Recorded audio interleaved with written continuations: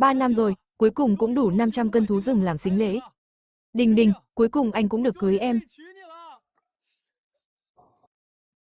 Hai người đang làm gì thế hả? Trương Thần, đã thấy rồi thì thôi. Tôi cũng chẳng giấu nữa. Tôi với anh Thiết Ngưu đã yêu nhau từ lâu rồi, chuyện hôn nhân của chúng ta coi như bỏ đi là sao, Đình Đình? Chúng mình lớn lên cùng nhau mà, hai nhà đã định từ lâu rồi, sao có thể nói bỏ là bỏ được? Bố mẹ đã hứa rồi, chỉ cần tôi mang đủ 500 cân thú rừng làm sính lễ, thì sẽ gả em cho tôi, anh mang thú rừng là anh tự nguyện. Tôi đâu có ép anh, cả làng này ai mà chẳng biết, anh chỉ là thằng què không leo nổi núi, đồ vô dụng, muốn tôi theo anh húp cháo cả đời à? Cô quên cái chân này của tôi vì sao mà què rồi à, là lần đó gặp lũ quét. Tôi vì cứu cô nên mới bị đá đẻ gãy chân, thì đã sao nào, đó là anh tự nguyện, chẳng ai ép anh cả. Hơn nữa, mấy thứ anh săn được ấy, chẳng thỏ thì cũng là gà rừng, mang ra ngoài chỉ thấy xấu hổ, anh không thấy nhục, tôi còn thấy nhục thay. Được, hứa Đình Đình, từ nay hủy hôn, loại đàn bà trơ trẽn, tao không cần. Thằng què, nghe cho kỹ đây. Đình Đình là người của tao, còn dám bén mảng tới nó. Tao gặp lần nào, tao đánh lần đó. Hút cùng đống đồ rừng rác rưởi của mày đi. Anh Thiết Ngưu, đừng chấp thằng phế vật này, để em hầu anh. Cảm nhận cảm xúc mạnh. Ngọc bội thú linh đã kích hoạt. Ngọc bội hấp thụ thiên phú thú, kích hoạt năng lực cho chủ nhân. Ngọc bội thú linh. Đây chẳng phải ngọc gia truyền sao? Sao lại phát sáng? Phát hiện con mồi, hấp thụ thiên phú thỏ rừng. Hấp thụ thành công. Kích hoạt năng lực chạy nhanh, tốc độ chạy tăng vọt. Chân mình có cảm giác rồi.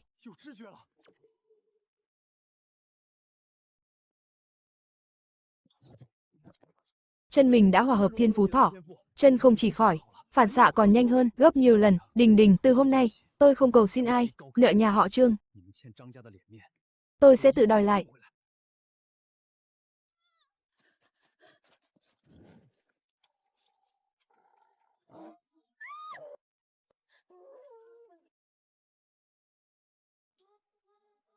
Thúy Vân. Sao chị ở đây? Chị lên núi hái rau. Ai ngờ gặp con sói này. Nó cứ đuổi theo chị, may mà gặp chú. Thần, sao chú lên đây? Chân chú. Chị, chân em khỏi rồi. Chị xem, em vừa săn được đấy. Thần, chú săn hết chỗ này sao? Chân chú khỏi thật rồi. Em lừa chị làm gì, chị xem, không sao mà. Phát hiện con mồi, có hấp thụ thiên phú sói không? Hấp thụ. Chúc mừng chú đã hấp thụ thành công. Khả năng đánh hơi đã kích hoạt. Khứu giác nhạy bén hơn hẳn. Có thể định vị con mồi trong 1 cây số, đã khóa mục tiêu, đang tăng cường khứu giác.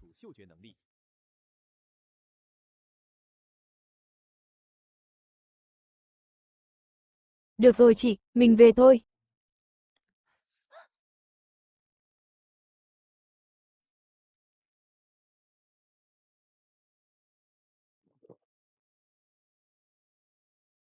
Chân chị hình như bị trẹo rồi.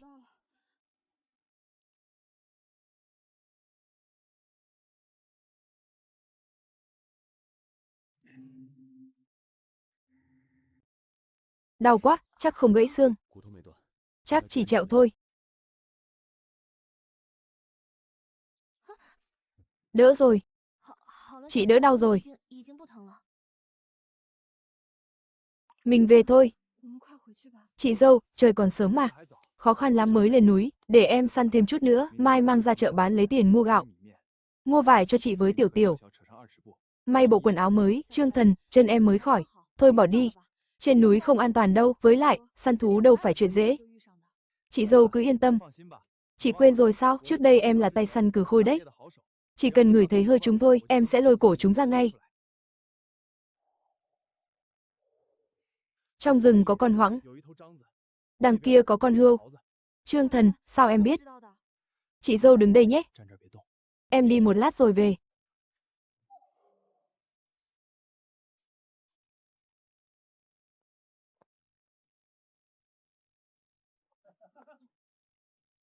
Ai mà săn được nhiều thế này? Chẳng phải thằng bé nhà họ Trương sao, mà lạ, nó chẳng phải bị què sao? Trương Thần vì cứu con ông mà què chân. Ông không biết ơn thì thôi, Bấy lâu nay nó vì sính lễ nhà ông mà phải vất vả săn thú bao năm nay, ông định hủy hôn là thế nào? Hôm nay phải cho tôi lời giải thích. Ông à, tôi cũng chẳng muốn. Nhưng tình cảm sao ép được? Trương Khẩu Điền, đừng có láo. Giải thích à? Giải thích cái con khỉ. Còn ông thế nào ông biết thừa? Thằng què mà đòi cưới con tôi. Nằm mơ đi. Bố mẹ, con về rồi.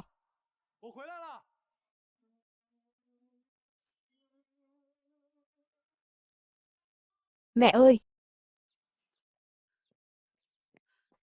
Thần, con đi đâu đấy? Sao giờ mới về? Không sao đâu mẹ, con lên núi ạ, gặp chị dâu. Nên về cùng nhau. Lên núi sao? Chân con đang đau, sao lại lên núi, nhỡ có mệnh hệ gì? Con không sao mẹ, con khỏi rồi, mẹ xem. Thật đấy bố mẹ. Bố mẹ xếp, em săn được đấy. Bố mẹ, có chuyện gì à? Họ đến làm gì? Thần, nhà họ Hứa quá đáng lắm. Nhà mình cho họ bao nhiêu đồ. Thế mà chúng nó đòi hủy hôn. Không sao, cứ để chúng nó hủy, hủy thì hủy. Hứa Đình Đình, cô bị tôi bắt quả tang, còn dám đến đây làm loạn, đúng là trơ trẽn. Trương Thần, anh nói bậy gì đấy? Tôi nói bậy, sáng nay cô với Vương Thiết Nghiêu ăn mặc lôi thôi.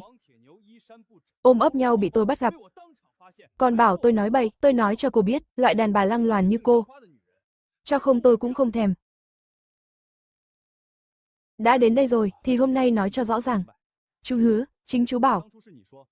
Bắt tôi nộp 500 cân đồ rừng làm sính lễ, thì mới gả Hứa Đình Đình cho tôi, giờ nó với thằng Thiết Nghiêu tàng tịu với nhau, dù chú không hủy hôn, tôi cũng không đời nào lấy nó. Này cậu Trương, đừng nói khó nghe thế. Đình Đình với Thiết Nghiêu, suy cho cùng cũng tại cậu cả. Hừ, tại tôi. Tôi cầm dao ép chúng nó à? Chú Hứa, tôi không muốn đôi co. Đồ đạc trước kia đưa nhà chú, tôi coi như ném cho chó ăn, từ nay về sau.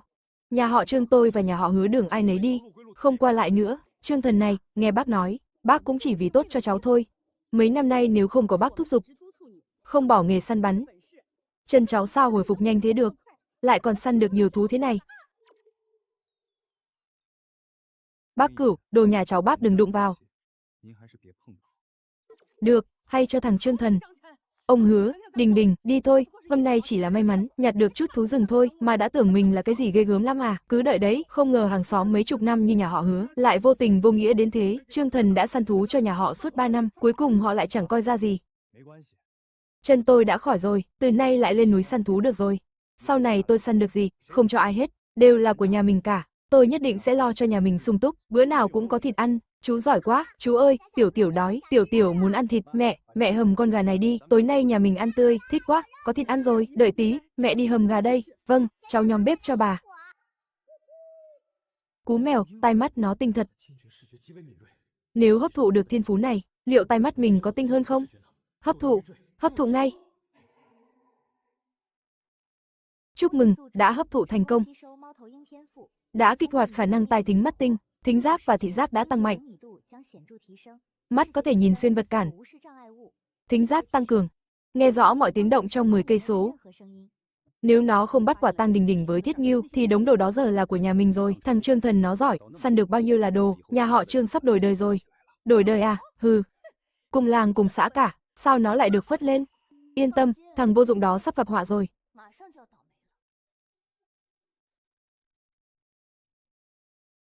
Trương Thần, ra đây ngay.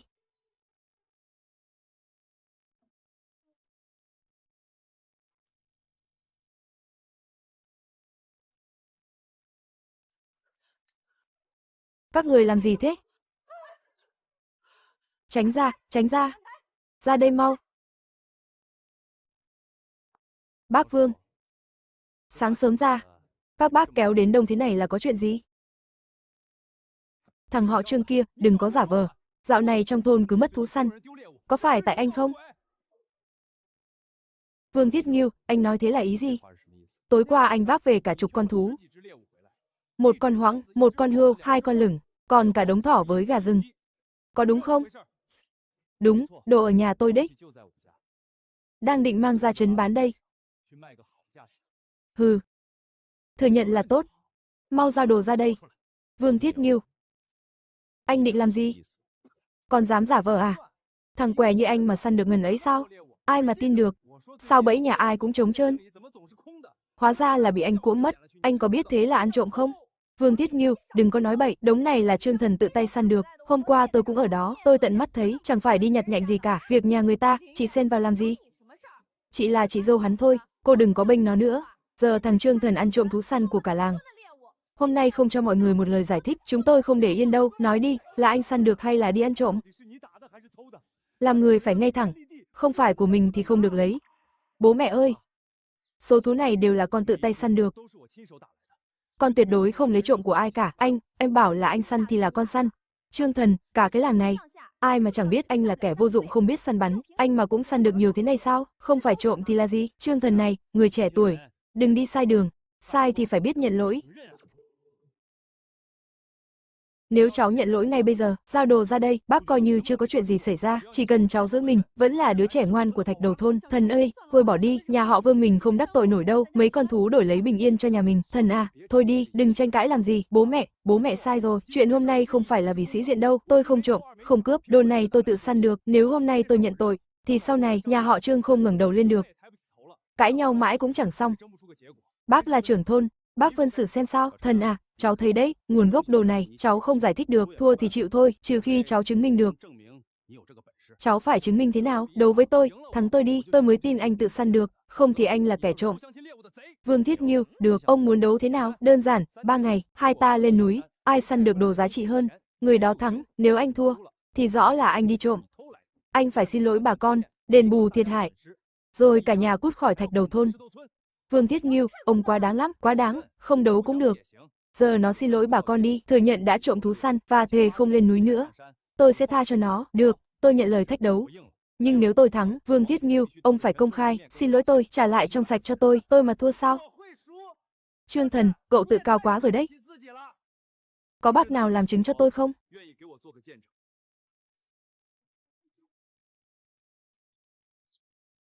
Để bác làm, Tiểu Thần. Cháu tin Cửu gia chứ? Cửu gia, cháu tin bác. Còn ông, Đại Phú? Cửu gia, bác nói gì vậy? Cả thôn này ai mà chẳng tin bác.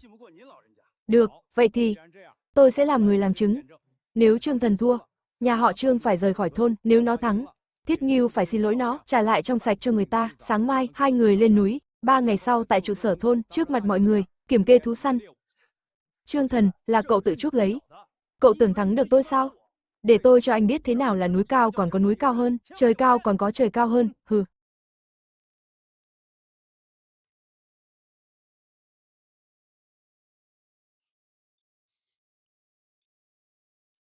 Thần này, nhà họ Vương có súng săn đấy. Có chó săn, và còn đám tay sai nữa. Con thi với Vương Thiết Ngưu, con có biết hậu quả không? Bố, con nghĩ kỹ rồi. Từ ngày anh cả mất, chân con lại thành thế này, 3 năm qua nhà mình chịu bao nhiêu khinh rẻ. Mình càng nhún nhường, chúng càng lấn tới. Lần này, con nhất định phải thắng, con không chỉ đòi lại công bằng, mà còn để nhà họ Trương ta từ nay ngẩng cao đầu ở Thạch Đầu thôn. Mai đi nhớ mang nhiều lương khô. Đừng để đói, kết quả thế nào? Cả nhà cũng ủng hộ con, không thắng cũng đừng cố quá. An toàn là trên hết, cùng lắm thì mình bỏ xứ này. Thần, đợi chị với. Chị dâu, sao chị lại ra đây?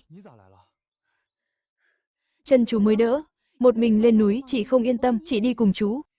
Chị dâu, trên núi nhiều thú dữ lắm, nguy hiểm lắm. Chị về đi. Anh yên tâm, cha tôi là thầy thuốc. Tôi theo cha lên núi hái thuốc từ bé. Đường núi này tôi thuộc hơn anh.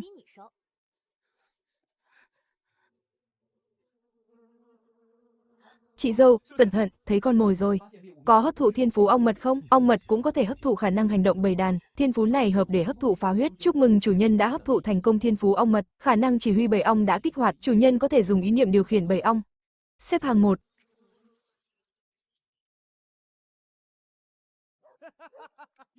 Ô, Trương Thần, không ngờ thằng què như mày cũng dám lên núi. Núi là của chung, ông đến được thì tôi cũng đến được. Trương Thần, mày đúng là không biết tự lượng sức. Tưởng chân khỏi, bắt được 2 con thỏ là oai lắm à. Thiết Ngưu ca có mang theo súng săn đấy, mày lấy gì mà so với anh ấy, tao khuyên mày quỳ xuống nhận lỗi ngay đi, thừa nhận mày là đồ bỏ đi, Thiết Ngưu ca vui vẻ có khi còn tha cho mày. Súng săn tôi thấy chỉ để dọa người. Có khi còn chẳng bằng cái que cởi bếp. Mẹ kiếp, thằng phế vật này dám cười tao à? Hôm nay không cho mày biết tay, để mày biết ai mới là chủ cái thạch đầu thôn này. Hổ tử, lên cắn nó cho tao.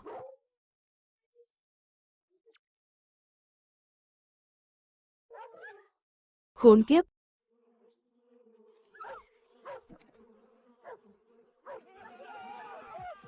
Cút hết ra, cút hết cho tao. Ái chà, đừng đuổi nữa. Vương Thiết Ngưu, súng đâu? Sao không lôi ra bắn ong đi? Trương Thần, mày đợi đấy, ối giời.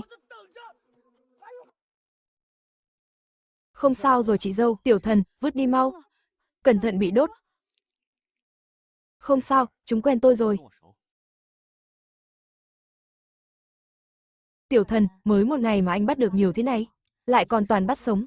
Nếu không tận mắt thấy, chị không tin nổi, tin chứ chị dâu. Chúng tôi thì xem ai săn được thú giá trị hơn. Vương Thiết Ngưu có súng săn, nhưng đạn bắn vào là hỏng hết da thú, chẳng còn giá trị gì. Tôi dùng dây thòng lọng bắt, da lông còn nguyên, bán được giá cao. Chú mày thật là khôn khéo. Anh Thiết Ngưu, anh thắng chắc rồi. Tôi cứ thấy thằng Trương Thần dạo này tà môn lắm. Tà môn thì đã sao? Sau núi này là cha tôi quản lý. Ông ấy đã lo liệu hết rồi, tôi đi đường này, làm gì có bẫy, thú rừng ở đâu tôi biết rõ. Lối thẳng họ Trương đi. Cha tôi đã cho người đuổi hết thú dữ. Nó bắt được vài con châu chấu đã là giỏi. Thế nhà họ Trương chết chắc rồi. Dám đắc tội nhà họ Vương. Tôi không chỉ khiến nó tán ra bại sản, mà còn đuổi cả nhà nó khỏi thôn. Đời này đừng hòng quay lại. Vương Đại Phú, lão cáo già, quả nhiên giở trò. Tiếc là lão không biết bản lĩnh của tôi. Sữa ong chúa trong tổ này đáng giá lắm. Vương Thiết Ngưu, để xem cha anh chuẩn bị cho anh bao nhiêu.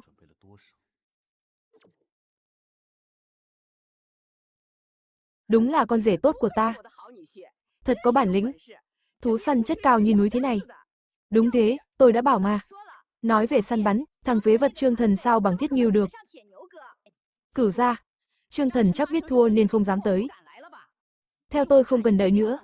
Rõ rành rành rồi. Mau công bố kết quả đi, đuổi ngay thằng trộm đó khỏi thôn. Giờ chưa tới, cô vội cái gì?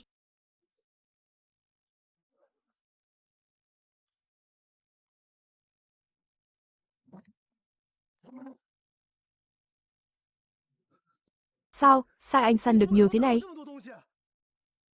Rõ ràng đường anh đi. Tôi thì sao nào? Đã về cả rồi. Vậy kiểm hàng đi thôi. Số thú Trương Thần săn. Sao chẳng thấy vết đạn nào? Da lông còn nguyên vẹn quá. Chẳng lẽ bắt bằng tay? Này, da đẹp đấy. Nhưng số lượng ít quá. 5 con hoãng, 4 con hươu, 5 con lửng. Thỏ rừng thì nhiều. Tiếc là chẳng đáng tiền. Bà con, hôm nay ta thi, xem giá trị thế nào. Vậy cứ theo giá cung tiêu xã mà tính. Nhưng Thiết Ngưu, cậu dùng súng. Thú đều có vết đạn. Nên chỉ tính 8 phần.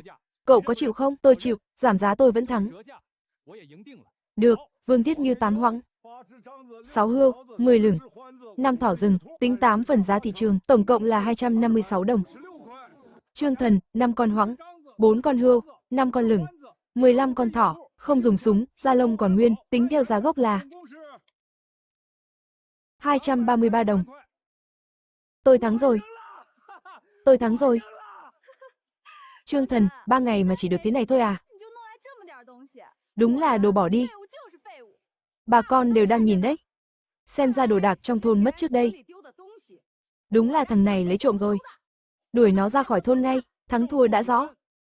Thần này, không phải bác nói cháu đâu. Cháu mà nhận lỗi sớm, thì đâu đến nỗi khó coi thế này. Cử ra, ông tính thiếu một món rồi. Tôi còn món này nữa. Bác xem giúp tôi. Trong này có ít nhất 5 cân mật ong, còn hơn 1 cân sữa ong chúa nữa. Bác xem giá thế nào? Sữa ong chúa gì cơ?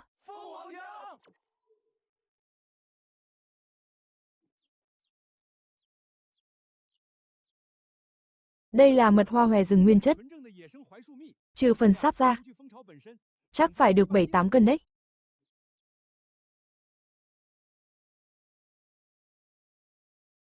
Là sữa ong chúa. Đúng là sữa ong chúa thật. Đây là đồ đại bổ hiếm có đấy, 1 cân ít cũng đáng ngàn đồng. Cái gì, ngàn đồng? Cửu gia, ông lẩm cẩm rồi, đùa đấy à? Thứ bỏ đi này mà đáng ngàn đồng. Cô biết cái gì? Loại mật ong rừng này, chỉ có trên thị trấn, những người có máu mặt trong thành phố mới được dùng thôi. Dân thường chúng ta, mua 2 cân đường còn phải tính toán. Còn sữa ong chúa này, càng là vật đại bổ hiếm thấy. Ngàn đồng còn là nói ít đấy. Trương Thần, tổ ong này cháu lấy đâu ra? Tổ ong ắt phải có đàn ong. Sao giờ chẳng thấy con nào? Cửu gia, cháu may mắn thôi. Hôm đó vào rừng, cháu nhặt được cái tổ, nó rơi dưới đất. Chắc ai đó bất cẩn, đánh rơi mất. Tổ ong rơi xuống, đàn ong tự nhiên bay tán loạn. Lúc cháu thấy, chẳng còn con ong nào cả. Mọi người nghe rõ cả rồi đấy. Nó nhặt được đấy. Chẳng phải tự tay săn được. Không tính. Không được. Nhặt được sao tính là thắng.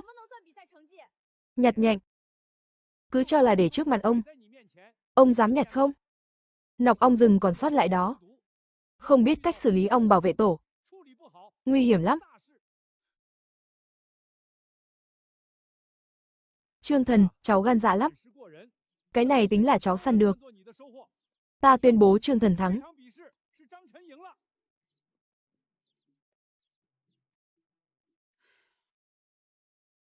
Không thể nào, sao tôi thua được? Tôi không phục, anh giở trò rồi. Sao lũ ong nghe lời anh được? Vương Thiết Nghiêu, anh giấu nghề à? Các người nhờ ta làm chứng. Giờ thua lại không nhận à? Coi thường cửu gia này sao? Thiết Nghiêu, buông ra. Cha, nó gian lận đấy. Tao bảo mày buông ra. Đồ mất mặt. Đợi đã. Thiết Nghiêu, còn nhớ vụ cá cược không? Nếu anh thua, phải xin lỗi tổ chức cả làng. Trả lại trong sạch cho tôi, giờ ông thua rồi. Thực hiện lời hứa đi. Trương Thần, đồ vô dụng. Ông bảo tôi xin lỗi ông. Ông cũng xứng sao, bà con làng xóm cả. Ai nấy đều bỏ qua rồi, ông ăn cắp đồ, còn làm can gì nữa? Hứa Đình Đình, cô chơi chẽn thật. Đồ đó tôi không lấy. Vương Thiết Nghiêu vu khống tôi, còn đòi thách đấu. Giờ thua rồi, định lật lọng à? Thiết Nghiêu, xin lỗi đi. Cha, xin lỗi đi. Tôi xin lỗi, tôi vu khống ông. Đồ đó là ông săn được. Trương Thần, ông được lắm. Món nợ này, tao sẽ đòi lại. Về nhà. Ôi, chị dâu Thúy Vân, không ngờ thần giỏi thế. Tôi đã bảo mà, thằng bé này có chí từ nhỏ. Trước đây hai nhà hiểu lầm, giờ xong cả rồi. Chuyện hôn sự của chúng nó. Dì Đinh, dì nói gì vậy? Hai nhà chúng ta làm gì còn hôn sự nào nữa? Trước kia chỉ là hiểu lầm thôi, thực ra trong lòng Đình Đình vẫn còn nghĩ đến anh, có phải không con? Anh Trương Thần, em là Hứa Đình Đình đây. Tôi nói lần trước cô chưa hiểu à? Vậy tôi nói lại lần nữa, loại đàn bà lăng loàn như cô, cho không tôi cũng chẳng thèm. Trương Thần, anh đừng có đắc ý, đắc tội với nhà họ Vương, sau này có ngày anh phải khổ. Mẹ, mình đi thôi.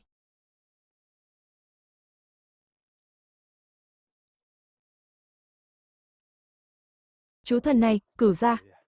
Cảm ơn bác, cả cái thôn này, chỉ có bác là dám nói lời công đạo cho nhà cháu. Cháu là người bác nhìn lớn lên, cháu là người thế nào? Sao bác lại không biết chứ? Nhưng Vương Đại Phú rất nham hiểm. Hôm nay cháu làm nhà họ Vương mất mặt, thù này coi như kết rồi, sau này phải cẩn thận đấy. Cửu gia, bác yên tâm, cháu sẽ cẩn thận ạ. Phải rồi, sữa ông chúa này tuy tốt, nhưng người thường không dùng tới, cũng không mua nổi. Cháu tự bán chưa chắc đã tìm được khách. Bác quen một ông chủ công ty dược liệu. Có khi ông ấy thích đấy. May quá, ông ấy đang ở nhà tôi. Để tôi dẫn cháu đi gặp.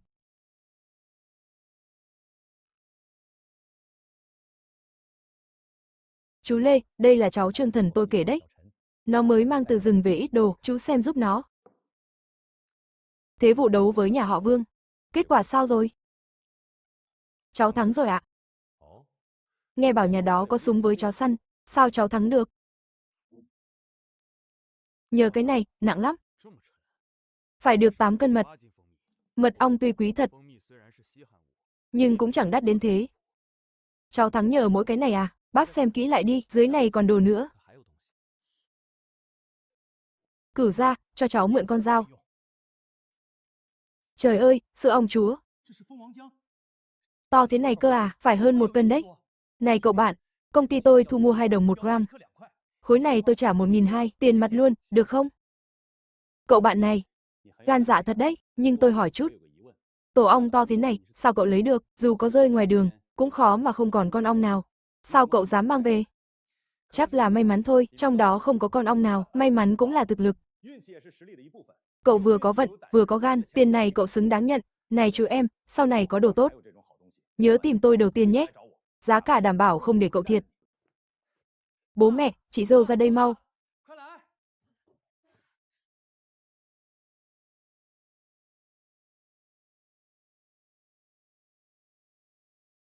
Ơ kìa.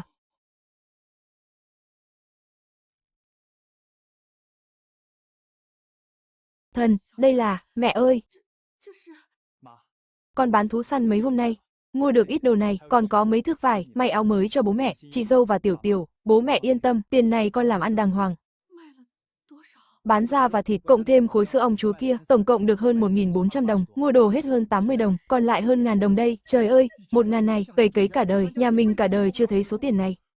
Bố mẹ, đây mới chỉ là bắt đầu. Sau này nhà mình sẽ khấm khá hơn. Con hứa, không để bố mẹ khổ nữa đâu. À, cái này con không bán.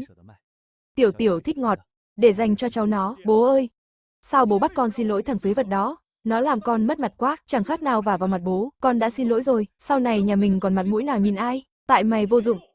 Tao đã sắp đặt hết rồi, thế mà vẫn để nó thắng, còn trách được ai? Bố, tổ ong đó nó chỉ là ăn may thôi. Tại Cửu gia thiên vị nó đấy, không thì con đâu có thua. Hừ, vớ vẩn. May mắn, sao mày không may được như nó? Cửu gia nói đúng, nếu mày gặp phải, mày có dám nhặt không? Nhưng thằng này đúng là quái gở thật. Cái đường nó đi, tao đã cho người đuổi hết thú rồi, sao nó vẫn tìm được nhiều thế? Bố, trước đó nó săn một ngày được chục con đấy. Người thường sao làm nổi, huống hồ nó còn là thằng què 3 năm nay. Bố nghĩ nó biết tà thuật à? Tà thuật hay không không quan trọng. Thằng này không để lại được.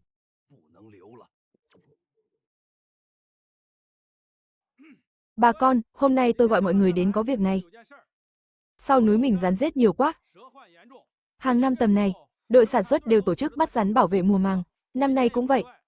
Đội trưởng Chu mấy hôm nay đi học trên huyện rồi, việc này để tôi lo. Mọi người về chuẩn bị đi, mai bắt đầu lên núi bắt rắn. Vẫn lệ cũ nhé, con mồi nộp hết lên trên, tính giá trị quy đổi công điểm. 3 ngày nữa, công ty dược liệu huyện và hợp tác xã sẽ về thu mua. Trương Thần, trước đây chân cậu què. Cha cậu cũng có tuổi rồi, nên tôi chưa bao giờ làm phiền nhà cậu. Nhưng giờ chân cậu đã khỏi. Là người của Thạch Đầu thôn, cậu phải góp sức chứ, mai cậu cũng lên núi đi. Sao, sợ à? Chẳng phải cậu giỏi lắm sao, tay chân lành lặn, nếu không chịu góp sức cho thôn, thì đừng hòng ở lại đây nữa. Ai bảo tôi sợ, bắt mấy con rắn thôi mà, tổ ong tôi còn dám lấy, sợ gì mấy con rắn. Được, cẩn thận nhé. Đừng rơi vào ổ rắn. Không được, chú chưa bắt rắn bao giờ, khác với đi săn đấy, cần có nghề cả đấy, sơ sẩy một cái là bị rắn độc cắn, mất mạng như chơi. Hừ, lão Vương đại phú này, rõ ràng muốn dồn chú vào chỗ chết, để tôi đi tìm lão. Bố mẹ, lão đã muốn hại con. Bố mẹ tìm lão cũng vô ích. Bố mẹ đừng lo, chỉ bắt vài con rắn thôi, con không sao đâu. Chú Thần, đừng có liều. Chú chưa bắt rắn bao giờ, không biết loại nào có độc đâu. Cứ thế đi bắt thì nguy hiểm lắm đấy. Hay là thế này, tôi đi cùng chú. Việc này tôi thạo, chị dâu biết bắt rắn à? Chị dâu biết bắt rắn à? Cha tôi là thầy thuốc trong thôn, thường phải bắt rắn độc, côn trùng làm thuốc. Tôi theo cha học bắt rắn từ bé, sau này cũng học được kha khá, thường giúp cha đi bắt. Tuy về nhà này rồi ít khi bắt nữa, nhưng nghề vẫn còn. À, ra là vậy. Đã vậy thì, Thần à, để Vân đi cùng con. Cho có người trông nom, con phải bảo vệ nó, đừng để thú dữ làm hại nó. Nhớ chưa? Bố yên tâm. Con sẽ bảo vệ chị dâu. Vương đại phú biết tôi không biết bắt rắn, mà vẫn ép tôi lên núi. Chuyện này không đơn giản. Hắn lại đang giở trò. Để xem hắn tính toán gì. Lần này lên núi bắt rắn là cơ hội trừ khử thằng nhãi nhà họ Trương. Cha vẫn là cao tay nhất. Thằng họ Trương chưa bắt rắn bao giờ, nó tưởng bắt rắn dễ như bắt gà. Gặp rắn độc thật, nó sẽ lộ sơ hở ngay, không được chủ quan. Phải chặn đường sống, phải nắm thóp nó. Lần này không thể để nó lật kèo. Cái này là... Chị dâu, sao chị ra đây? Mai lên núi rồi, nghỉ sớm đi. Bắt rắn không được chủ quan, phải tập trung cao độ. Em biết rồi, chị đi ngủ đây. Chết thật, không nghe rõ lão Vương nói gì. Lão đưa gì cho thằng Thiết Ngưu thế? Mai lên núi đành tùy cơ ứng biến.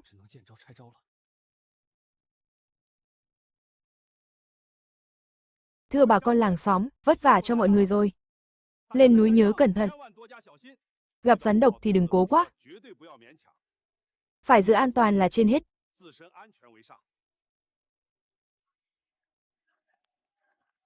Thần này. Thần à, đừng trách chú. Nhà nào cũng có người lên núi. Chân cháu cũng khỏi rồi. Nếu không cho cháu đi, chú khó ăn nói với mọi người. Lên núi nhớ cẩn thận. Đừng cố quá sức, không bắt được con nào cũng không sao. Cháu cảm ơn chú, cháu sẽ chú ý à. Ẩn xa hương người không ngửi thấy. Nhưng lại dụ rắn cực tốt, báu vật. Lũ độc vật trên núi sắp bủa vây cậu rồi. Để xem cậu sống sót thế nào.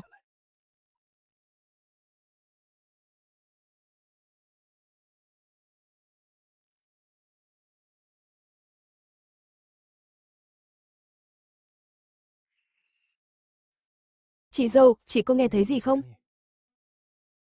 Không, sao thế? Thấy không ổn rồi. Á, cẩn thận.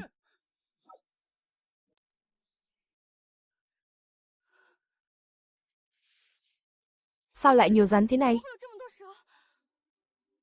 Chết rồi, mắc mưu lão cáo giả đó.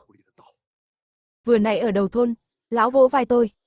Chắc chắn lão đã bỏ thứ dẫn dụ rắn lên người tôi. Im đi.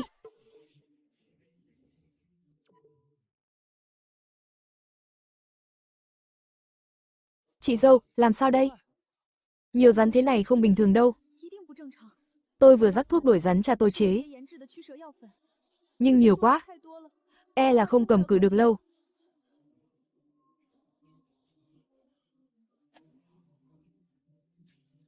Chị đi sát sau em mở đường, chị rắc thuốc, đi lối này.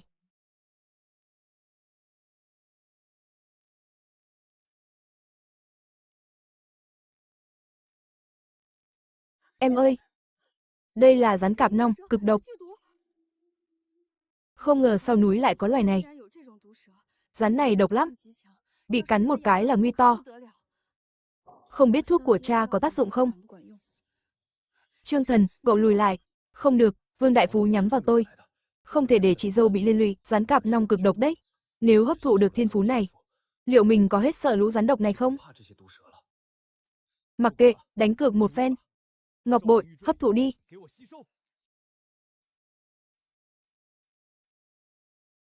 Chúc mừng, đã hấp thụ thiên phú rắn cạp nong. Đã kích hoạt năng lực vua rắn. Miễn nhiễm mọi loại nọc rắn. Khiến lũ rắn phải khiếp sợ. Đúng là cực đúng rồi. Giờ mình đã miễn nhiễm độc và trấn áp được lũ rắn. Còn sợ gì nữa? Chị dâu, lùi lại đi, để tôi lo. Không được, thần ơi, nguy hiểm lắm. Cút hết đi.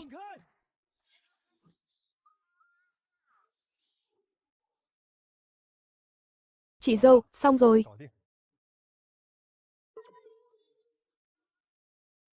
Thần, sao chúng lại? Chị dâu, chắc là do thuốc bột chị rắc lúc nãy đấy. Thôi, mặc kệ đi chị, chỗ này không nên ở lâu, mình đi mau thôi.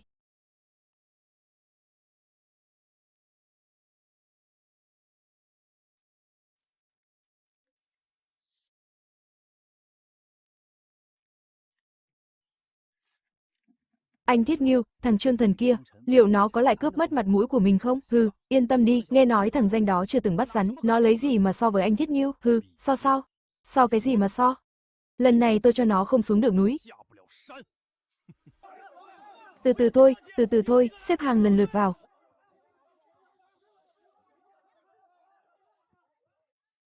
Này ông Vương, năm nay bắt toàn rắn không độc, chỉ bán được cho cửa hàng hay quán ăn. Xem ra tôi lại công cốc rồi. Ông chủ lý đừng vội, hàng ngon ở phía sau cả đấy. tránh ra cho tôi. Hừ, lũ vô dụng, chỉ biết bắt mấy con rắn nước. Về làm món nhắm à, hôm nay tôi cho các người mở mắt. Đây là rắn lục xanh, lại tận 5 con. Cái gì? Ông Vương, ông giấu nghề thật đấy, không ngờ ông còn chiêu này. Rắn lục này là vị thuốc quý đấy. Tôi đã bao năm rồi chưa thấy. 5 con này, mỗi con 200, tổng cộng 1.000 đồng, tôi nhận, trả tiền mặt luôn. Anh Thiết Nghiêu giỏi quá. Em không nhìn nhầm người. Thế đã là gì? Chỉ cần tôi muốn, dù chỉ nhúc nhích ngón tay, tiền cũng đổ về ầm ầm. Chứ không như kẻ nào đó. Chỉ dựa vào may mắn mà hết rồi. Thì chỉ còn nước mất mặt thôi.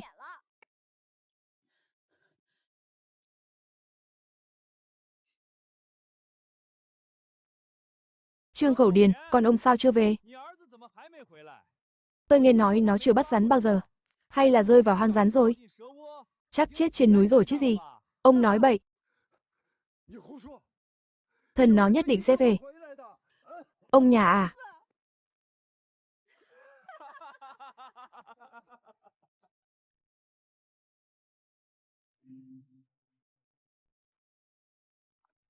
Lạ thật đấy. Hôm đầu rắn vây quanh ta. Sao từ lúc cậu đuổi chúng đi? 2 hôm nay chẳng thấy bóng dáng con nào.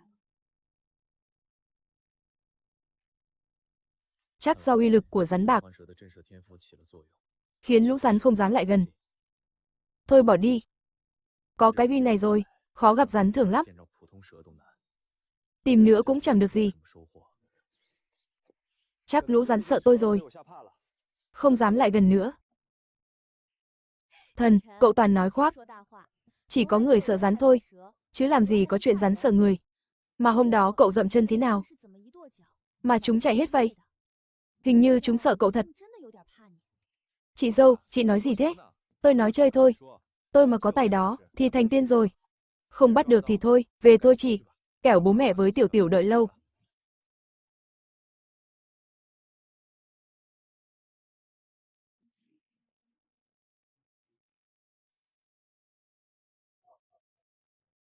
Ôi dào, lâu thế.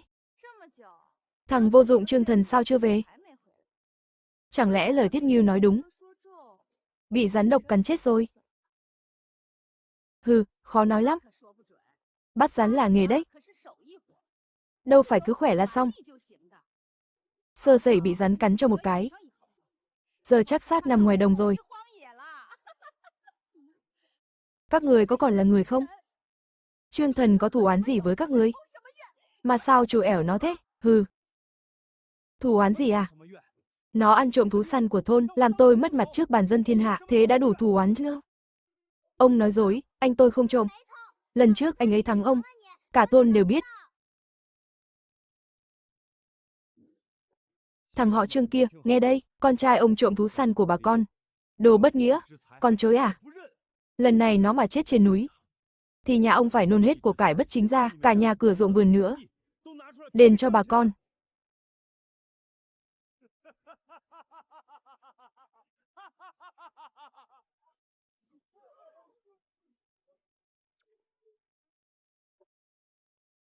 Đừng hòng. Thằng Thần không ăn trộm. Nó cũng sẽ không sao đâu. Không sao đâu. Đồ già cứng đầu. Nói cho ông biết này. Có hương dẫn rắn, lũ rắn độc trên núi. Cả con chăn máu ở núi Nam nữa, đã sơ tái nó làm điểm tâm rồi.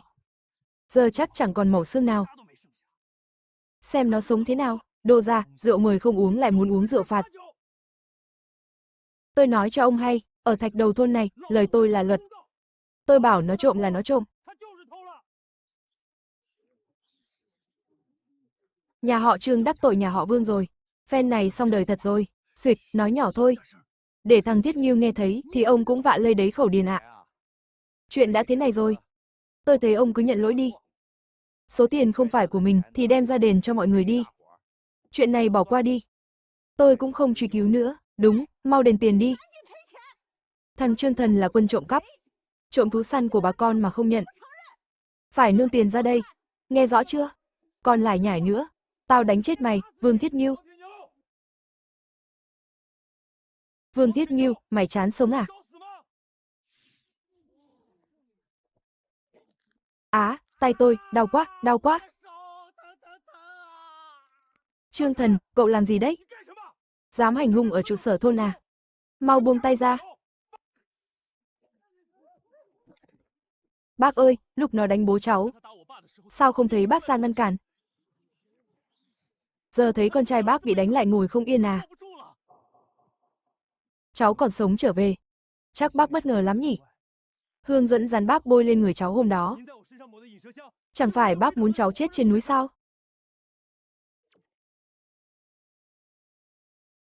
Xuyệt, tiểu thần, cháu. Cháu đang nói nhăng nói cuội gì thế? Hương dẫn rắn gì cơ? Bác không hiểu. Bác đừng giả vờ nữa. Chính bác bôi hương dẫn rắn lên người cháu, để lũ rắn trên núi về đánh cháu. Nếu cháu không mạng lớn, thì giờ đâu còn đứng đây nói chuyện với bác. Vương Đại Phú, đồ khốn nạn. Dám hại con tôi à? Hôm nay tôi liều mạng với ông. Bố, đừng nóng. Con vẫn khỏe đây mà. Nói ra cũng nhờ bác cả đấy. Nếu không nhờ hương dẫn rắn của bác, sao con gặp được con chăn tuyết này? Đây là chăn máu Nam Sơn. Năm ngoái nó nuốt chửng 3 người đấy. Cát đại tráng đầu thôn giết được cả sói. Cuối cùng vẫn là mồi cho nó, đúng là con chăn máu đó rồi. Thằng bé nhà họ Trương giết được sao?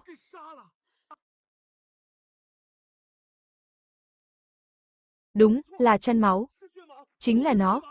To thật đấy. Trương Thần, chăn này giá trị lắm đấy. Máu, mật, xương, mỡ đều là dược liệu quý. Cả bộ da này nữa. Giá trị thuốc cực cao, thị trường cũng phải 700-800 đồng. Trương Thần, bán cho bác đi. Bác trả 3.000 đồng, tiền mặt. 3.000 đồng. Tôi làm lụng cả năm mới được 30 đồng. 3.000 đồng này, cả đời tôi cũng không kiếm nổi. 3.000 đồng. Nó là thằng vô dụng mà. Sao nó có nhiều tiền thế? Giá mà mình không hủy hôn. Tiền đó là của mình rồi.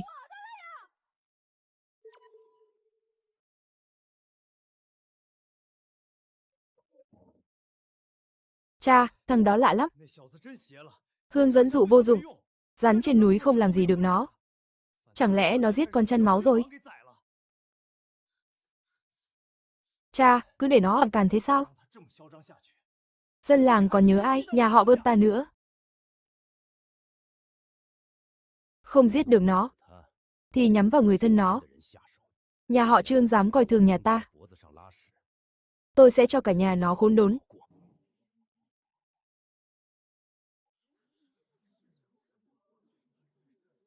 Hừ, có tí tiền mà làm phách. Che đậy làm trò mèo. Chắc mua đồ đồng nát về khoe. Bố mẹ, chị dâu ra đây.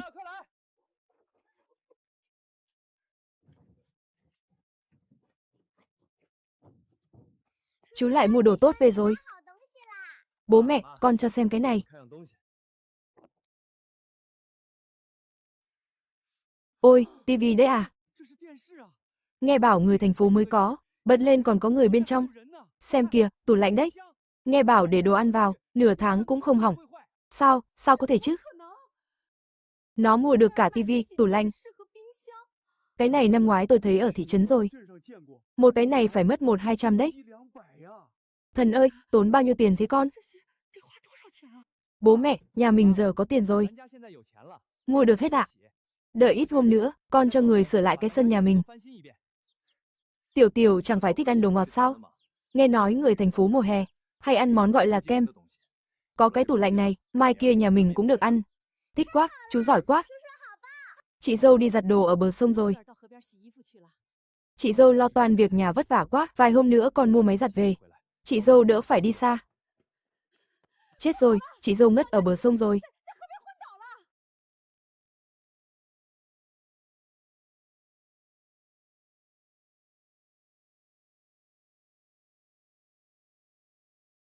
Chị dâu.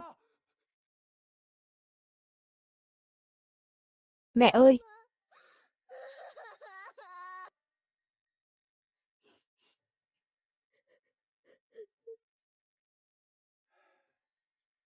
Chị ấy bị trúng độc rồi.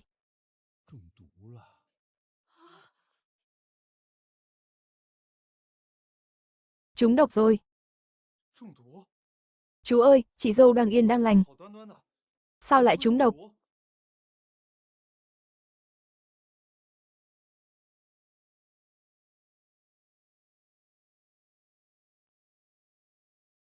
Mùi tanh, là nọc rắn.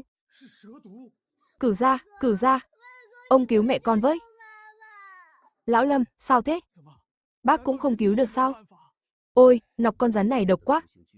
Tôi chỉ đành châm cứu, dùng thuốc tạm ngăn độc lan ra thôi. Nếu không tìm được thuốc quý cứu Thúy Vân, e là cô ấy, mẹ ơi. Đừng bỏ Tiểu Tiểu.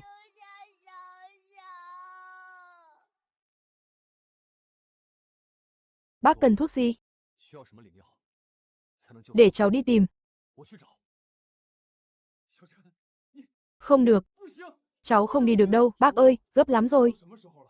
Chị dâu là người nhà cháu, là mẹ của Tiểu Tiểu. Cháu không thể nhìn chị ấy chết. Tiểu Tiểu còn bé quá, không thể thiếu mẹ được. Đúng đấy bác Lâm. Hai nhà ta không phải người ngoài. Bác cứ nói thẳng đi. Sau núi có cây linh chi ngàn năm. Nếu lấy được nó, cộng thêm thuốc của tôi, có khi cứu được Thúy Vân. Được. Cháu đi. Trương Thần, còn biết chỗ đó nguy hiểm thế nào không? Vách đá dựng đứng. Dưới là vực sâu thăm thẳm. Trên đó còn có sơn tiêu đấy. Các cụ xưa vẫn bảo, ai lên đó cũng chỉ có chết. Mẹ ơi! Dù là nơi nào, con cũng phải đi.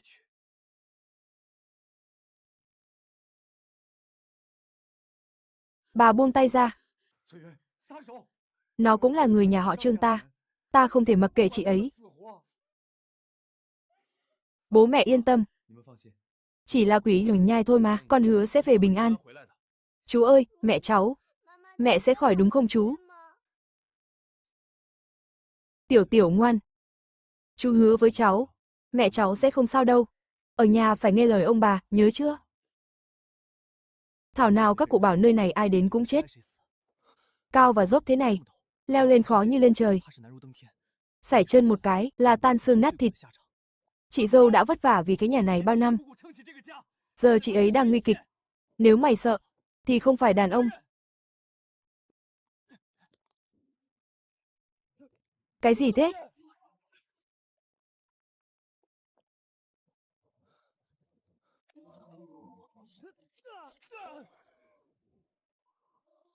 Không xong, cứ thế này là chết chắc. Ngọc bội, mau hấp thụ đi.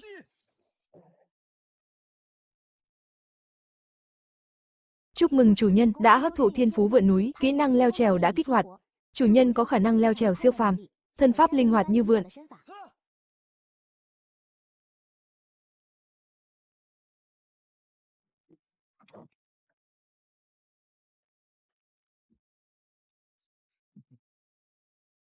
Vương Thiết Nghiêu, ông định làm gì? Làm gì à? Tính sổ với nhà ông. Thằng họ Trương kia, nghe nói thằng con phế vật của ông lên quỷ sầu nhai à? Nó tưởng nó là ai? Biết bay hay độn thổ, hay cưỡi mây đạp gió, thì đã sao nào? Đó là việc nhà tôi, liên quan gì đến ông? Liên quan à? Chuyện còn ông ăn cắp thú săn chưa xong đâu. Ông tưởng thế là xong à? Vương Thiết Nghiêu, ông có lý lẽ không? Chuyện đó đã rõ ràng rồi. Thằng thần nó trong sạch. Phỉ nhổ, thằng Trương Thần dùng trò bẩn thỉu gì không biết.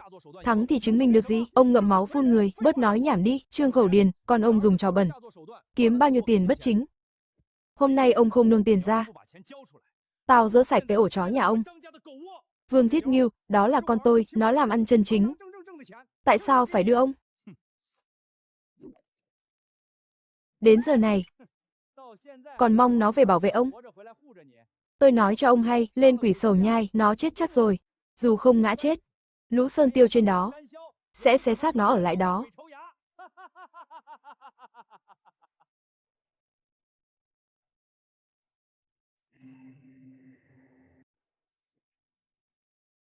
Đây là quỷ sầu nhai, nơi chưa ai đặt chân tới. Không ngờ mình lên được. Linh chi ngàn năm, chị dâu cứu được rồi.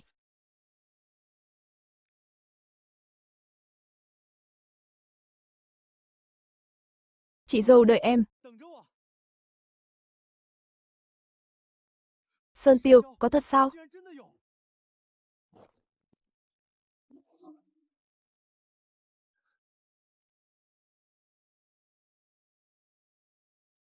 Liều thôi.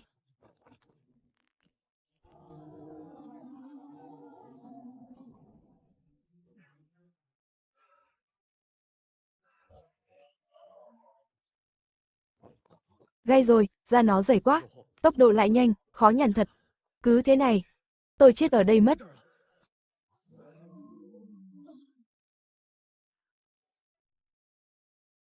Phát hiện con mồi, Sơn Tiêu có hấp thụ thiên phú. Hấp thụ.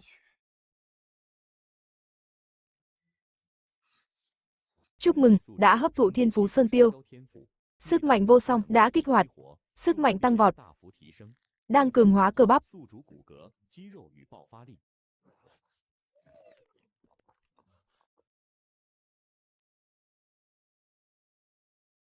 Ai đấy?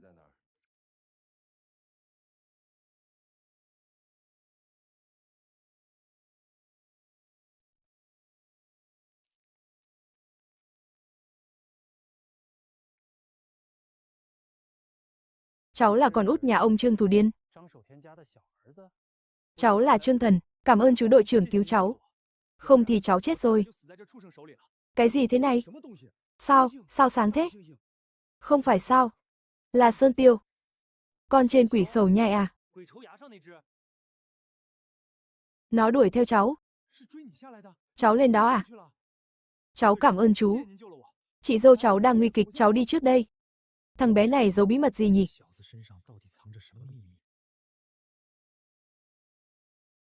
Trương Thủ Điền. Tao không rảnh mà chờ đâu. Hỏi lần cuối. Có nộp tiền không? Ông có đánh chết tôi cũng không đưa một xu. Được. Không nộp à? Để tao và Lục, đồ gì đáng giá mang đi hết, cả cái tivi với tủ lạnh nữa. Mang hết về nhà tôi. Vương Thiết Nghiêu, mày chán sống à?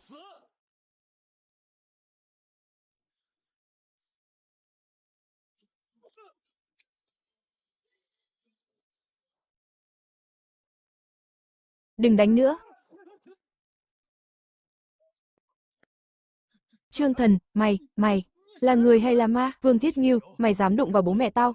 Mày muốn chết à? Trương Thần, đừng manh động. Đánh nó là con phải đi tù đấy. Vì loại người này mà vướng vòng lao lý không đáng đâu con. Vương Thiết Nghiêu, hôm nay tao tha cho mày. Chuyện này chưa xong đâu, món nợ này sớm muộn tao cũng đòi lại, cút. Bố mẹ không sao rồi, con đã về rồi. Chú Lâm, con lấy được linh chi rồi, chú xem có phải cái này không? Không sai. Là linh chi ngàn năm, có nó, Ngọc Nhi được cứu rồi. Chú Lâm, chú làm gì thế? Đứng dậy đi chú. Con đã liều mạng tìm linh chi về. Con cứu Nguyệt Nhi, cũng là cứu cả đời chú Lâm và chị dâu đã bảo vệ nhà họ Trương bao năm qua.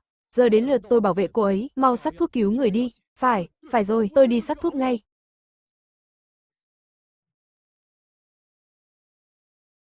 Bác Lâm, thuốc này cứu được chị dâu cháu không? Yên tâm, có linh chi ngàn năm. Lại thêm mấy vị thuốc quý tôi cất giữ. Chắc chắn cứu được Nguyệt Nhi.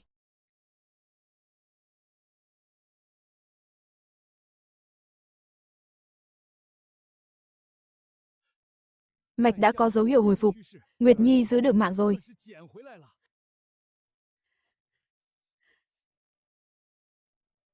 Mẹ ơi! Mẹ tỉnh rồi. Nhờ chú Thần cả đấy. Chú đã lên vách quỷ thành, tìm linh chi cứu mẹ. Mẹ! Thần, là cháu cứu bác. Cảm ơn cháu nhiều lắm.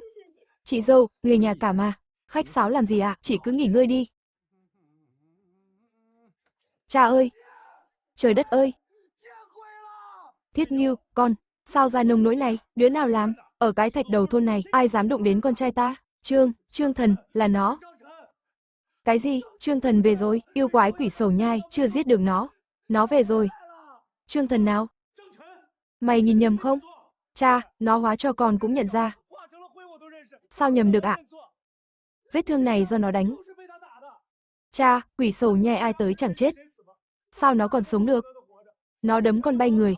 Nó là người hay ma?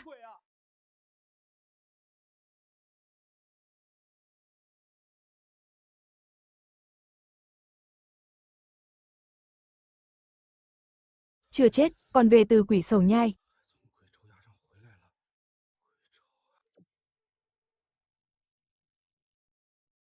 Thần, cảm ơn em. Vì chị, em phải tới nơi nguy hiểm đó. Chị dâu, người nhà cả mà. Đừng nói vậy. Chị đã vì nhà này quá nhiều. Tôi khỏe 3 năm. Chị chăm tôi 3 năm. Sao tôi bỏ mặc chị được? Đúng đấy. Người nhà cả mà. Đừng khách sáo nữa. Vâng. Mà này. Sao chị bị rắn cắn? Thôn mình hiếm rắn lắm.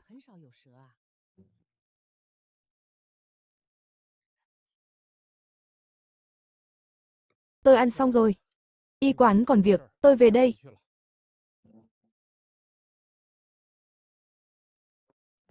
Bác. Bác. Chuyện chị dâu bị rắn cắn, bác biết gì phải không? Tôi không biết gì cả. Bác, chị dâu là con gái bác mà. Giờ có kẻ muốn hại chị ấy, bác nỡ lòng làm ngơ sao? Bác biết gì thì nói đi. Cho cháu biết với. Cháu nhất định đòi lại công bằng cho chị. Thần này, bác hỏi câu này. Nếu để cháu lấy Nguyệt Nhi, cháu có chịu không? Bác, ý bác là sao? Thần à, năm anh cháu mất. Bác đã khuyên nó. Còn trẻ thì đi bước nữa đi. Nhưng nó nhất quyết không chịu. Nó bảo không yên tâm về nhà cháu. Càng không muốn tiểu tiểu chịu thiệt. Bản lĩnh của cháu bác biết. Cháu đối với nó thế nào, bác đều thấy cả. Nếu cháu lấy nó vẫn là dâu nhà họ Trương. Bác cũng yên lòng. Chẳng lẽ cháu không thương nó? Đâu có à, bác ơi, chị ấy là chị dâu con sao làm thế được? Thần à, đừng bận tâm chuyện đó. Anh con mất mấy năm rồi. Con có cưới Nguyệt Nhi. Dân làng cũng chẳng ai nói gì đâu. Chuyện xảy ra mấy hôm nay. Bác nhìn là biết. Nguyệt Nhi có tình cảm với con. Bác đã nói với bố mẹ con rồi, họ không ý kiến gì. Bấy nhiêu năm qua, họ coi Nguyệt Nhi như con đẻ. Giờ chỉ chờ ý con thôi. Nếu con đồng ý, bác mới nói thật được. Còn nếu không, bác không thể để mẹ con nó ở lại nhà con. Dẫu sao bác cũng chỉ có mỗi đứa con gái. Ý bác là chị dâu ở lại sẽ gặp nguy. Vậy chuyện lần này, thực ra bác chưa nói gì cả. Con tự suy nghĩ đi. Bác, con đồng ý cưới chị dâu.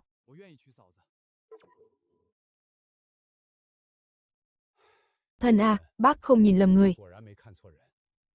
Nguyệt Nhi gả cho con, bác cũng yên lòng. Bác, giờ bác nói cho con biết. Rốt cuộc ai muốn hại chị dâu? Bác cũng không biết là ai. Nhưng hôm cháu đưa Ngọc về, bác ngửi thấy mùi dẫn rắn trên người nó. Dẫn rắn hương là của nhà họ Vương. Thần à, thế lực nhà họ Vương không đơn giản đâu. Chúng hoành hành ở thôn này bao năm nay. Vì có người lớn trên huyện chống lưng. Từ thi săn bắn đến bắt rắn. Cháu làm Thiết Ngưu thua thiệt nhiều lần. Chúng sẽ không để yên đâu. Hay cháu đưa cả nhà rời khỏi Thạch Đầu thôn đi. Thiết Ngưu hận cháu thấu xương. Nó sẽ không để cháu đi dễ dàng đâu. Bố mẹ cháu sống ở đây cả đời rồi. Họ sẽ không đi đâu. Nhưng nhà họ Vương đã ra tay với chị dâu cháu rồi. Lần này tuy thoát. Lần sau thì sao? Không được. Phải nghĩ cách. Trừ khử họa hại nhà họ Vương. Nhưng làm thế nào đây? Dù biết chúng làm nhiều việc ác. Nhưng tôi không có bằng chứng. Có kiện lên huyện cũng vô ích. Đồng chí Trương Thần. Đội trưởng Chu, sao bác lại tới đây? Đồng chí Trương Thần, ra chỗ khác nói chuyện đi. Đồng chí Trương Thần, tôi có việc muốn nhờ anh giúp. Đội trưởng Chu, anh khách sáo quá. Bấy lâu nay anh giúp đỡ nhà tôi nhiều rồi. Có việc gì anh cứ nói thẳng. Trương Thần, tôi muốn nhờ cậu lên núi tìm giúp một thứ.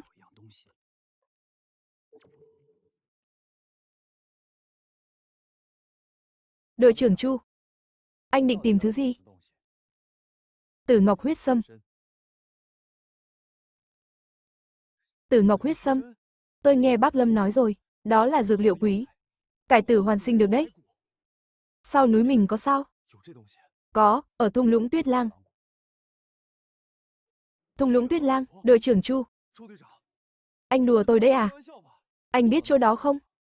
Nơi đó quanh năm có sói. Trước đây từng có người chết rồi, dân làng coi đó là cấm địa. Anh bảo tôi đến đó, khác nào lấy mạng tôi. Trương Thần, tôi biết tài cậu. Vách quỷ sầu cậu còn leo được. Thung lũng Tuyết Lang chắc không sao. Đội trưởng Chu, anh quá khen rồi. Tôi không giúp được đâu. Nếu tôi dùng bằng chứng nhà họ Vương buôn lậu thì sao? Để đổi lấy nó. Ông nói gì? Trương Thần, tôi không giấu cậu. Thầy giáo của tôi, giáo sư Phương ở trường quân sự. Ông ấy đang bệnh nặng. Chỉ có Tử Ngọc huyết sâm mới cứu được. Tôi biết. Nhà họ Vương đã ra tay với người nhà cậu. Nhưng cậu không có bằng chứng, không hạ được họ đâu. Chỉ cần cậu giúp tôi việc này. Tôi sẽ đưa bằng chứng cho cậu. Đội trưởng Chu, ông có bằng chứng. Sao không báo công an huyện? Sao để nhà họ Vương lộng hành? Xin lỗi đồng chí Trương. Tôi cũng chẳng còn cách nào. Nếu tôi tố cáo họ, tôi sẽ không lấy được sâm. Không cứu được thầy tôi, cái gì? Tử ngọc huyết sâm liên quan đến nhà họ Vương. Cậu không biết đấy thôi. Thung lũng Tuyết Lang là đất nhà họ Vương. Nơi đó vốn không tên ấy. Tên là Thần Nông Cốc. Có nhiều dược liệu quý. Hồi đó nhà họ Vương chiếm đất. Họ thả sói vào đó, cắn chết bao người. Sau chẳng ai dám bén mảng. Thành ra cấm địa. Thầy giáo có ơn với tôi. Bệnh thầy chỉ có sâm mới giữ được. Để thầy còn sống. Bấy nhiêu năm rồi. Nhà họ Vương có sâm, tôi có bằng chứng trong tay. Chúng tôi thỏa thuận với nhau. Họ đưa sâm cho tôi giữ kín bằng chứng đó. Tôi có lỗi với bà con. Mấy năm nay nhà họ Vương quá quắt lắm. Tôi không thể làm ngơ được nữa. Trương Thần, tôi biết cậu giỏi. Nếu cậu giải quyết được vụ thung lũng sói, tôi sẽ giúp cậu lật đổ nhà họ Vương. Được, tôi đồng ý. Nhưng tôi cần thứ này. Cậu cần gì? Súng săn, có súng săn. Tôi chắc chắn diệt sạch lũ sói. Việc này cứ để tôi.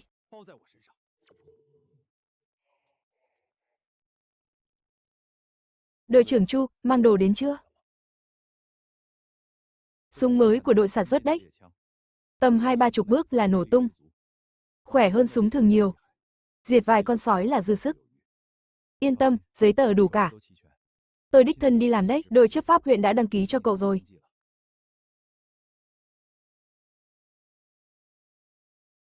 Trương Thần, cậu phải cẩn thận.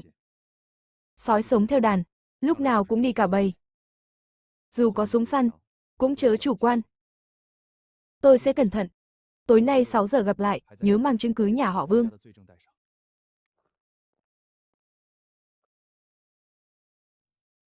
Chu Thiên Minh nói đúng đấy.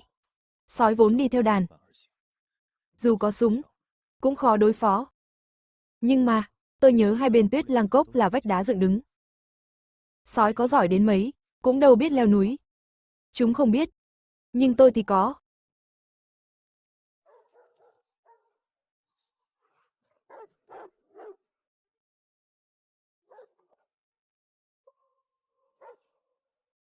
Trương Thần, lại là mày.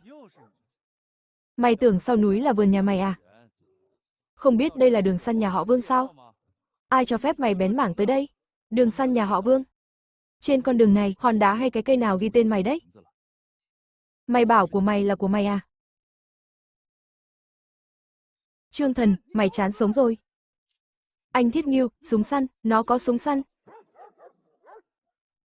Súng kia. Đâu ra thế? Việc của tôi. Vương Thiết Ngưu, tôi không rảnh đôi co với anh, nhưng anh mà muốn giở trò. Đừng trách tôi không nể mặt. Thiết Ngưu, thôi đi anh. Đáng gì mà phải sống chết với nó. Được, Trương Thần, cứ đợi đấy.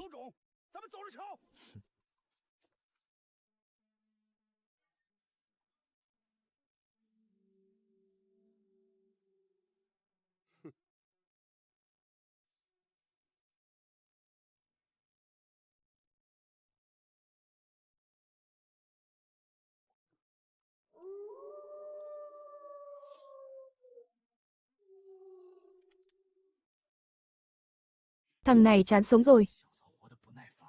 Dám bén mảng tới Tuyết Lang Cốc. Bắn đi, bắn đi. Tiếng súng nổ lên, đàn sói trong cốc sẽ lao ra ngay. Xé xác mày ra. Ồ.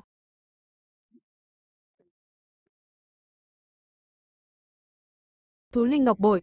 Hấp thụ thiên phú. Chúc mừng ký chủ hấp thụ thành công thiên phú của sói, nhận được thiên phú gọi bầy sói hú gọi đồng loại.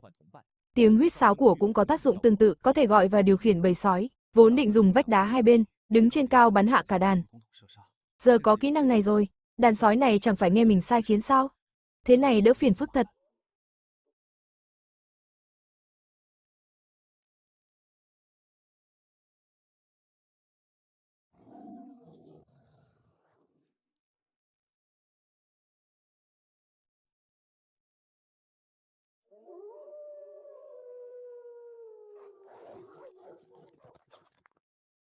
Trương Thần, tự mày chuốc lấy đấy. Mấy chục con sói, lần này tao xem mày sống sao nổi.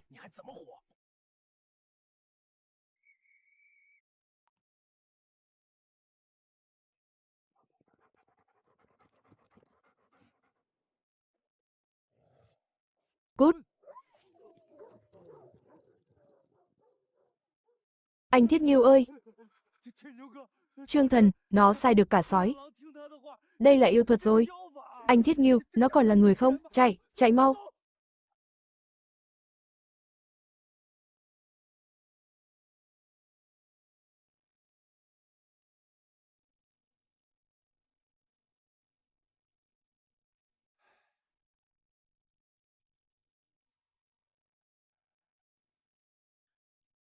Trương Thần, anh về rồi, anh lo chết mất, anh có sao không?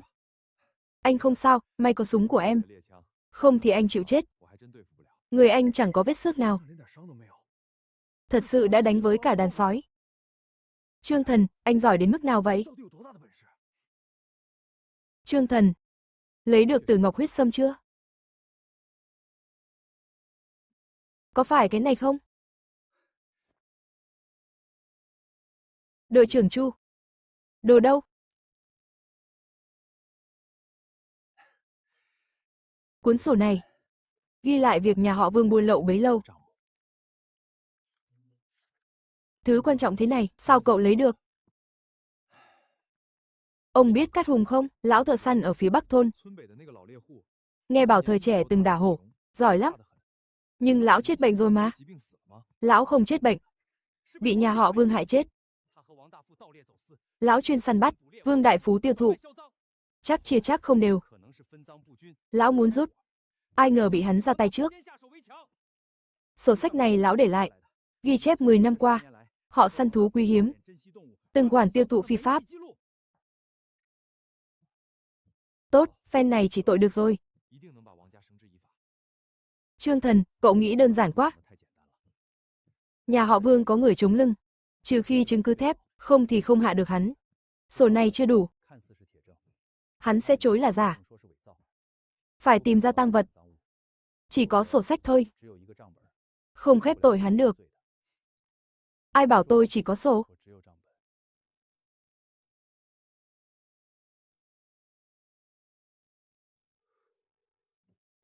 Cha ơi! Trương Thần, thằng đó không phải người. Hốt hoảng cái gì?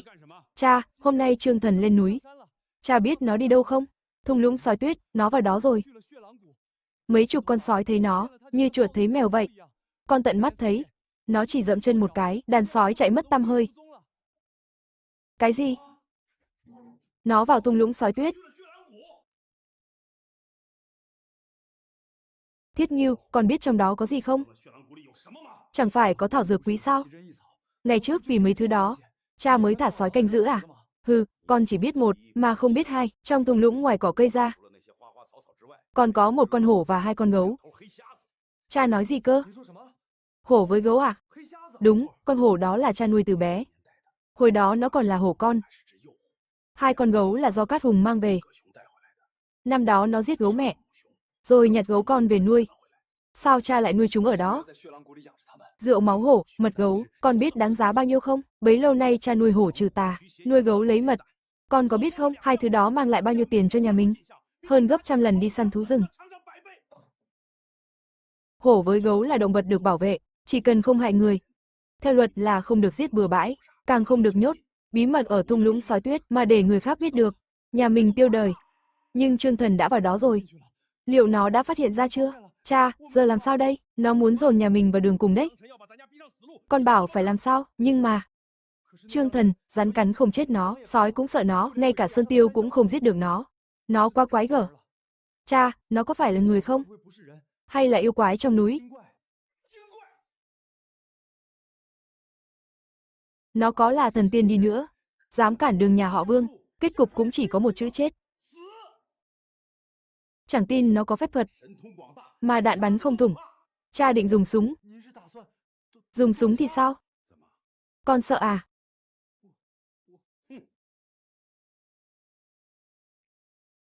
Rắn độc cắn không chết nó, sói vây không giết được nó, nơi hiểm như quỷ sầu nhai nó đi lại như không. Thằng này không trừ khử, nhà họ Vương ta còn đường sống sao? Nghe đây.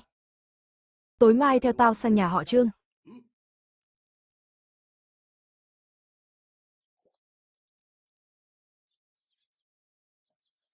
Trương Thần, tôi giới thiệu với anh.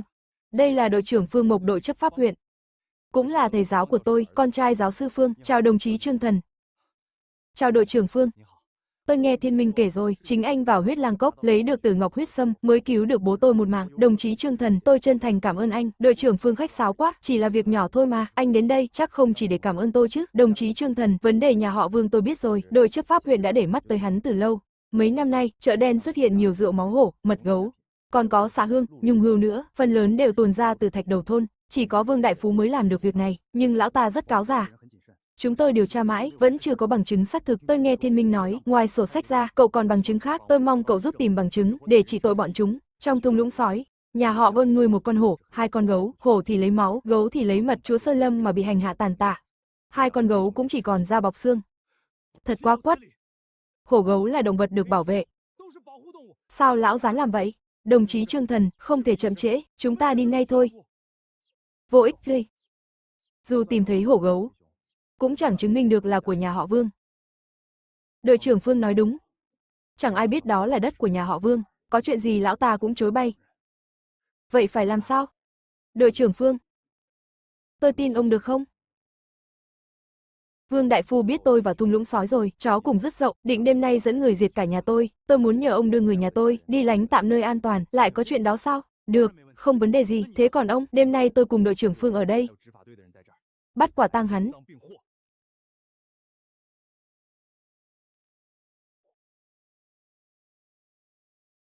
Bắt lấy.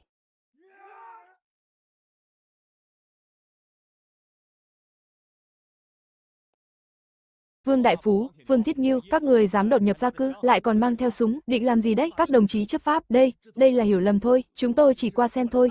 Xem mà mang theo súng à? Xem Trương Thần à? Mày dám báo công an hại nhà tao? Tao không tha cho mày đâu.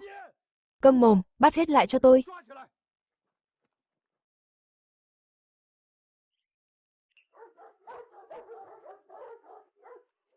Thiết Nghiêu, chạy mau, về huyện tìm anh trai mày.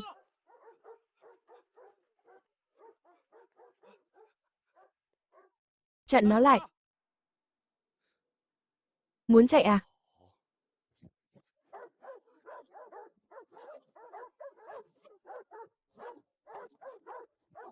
Bắt lấy. Vương Thiết Nghiêu, tội ác đầy mình. Hôm nay là ngày tàn của mày.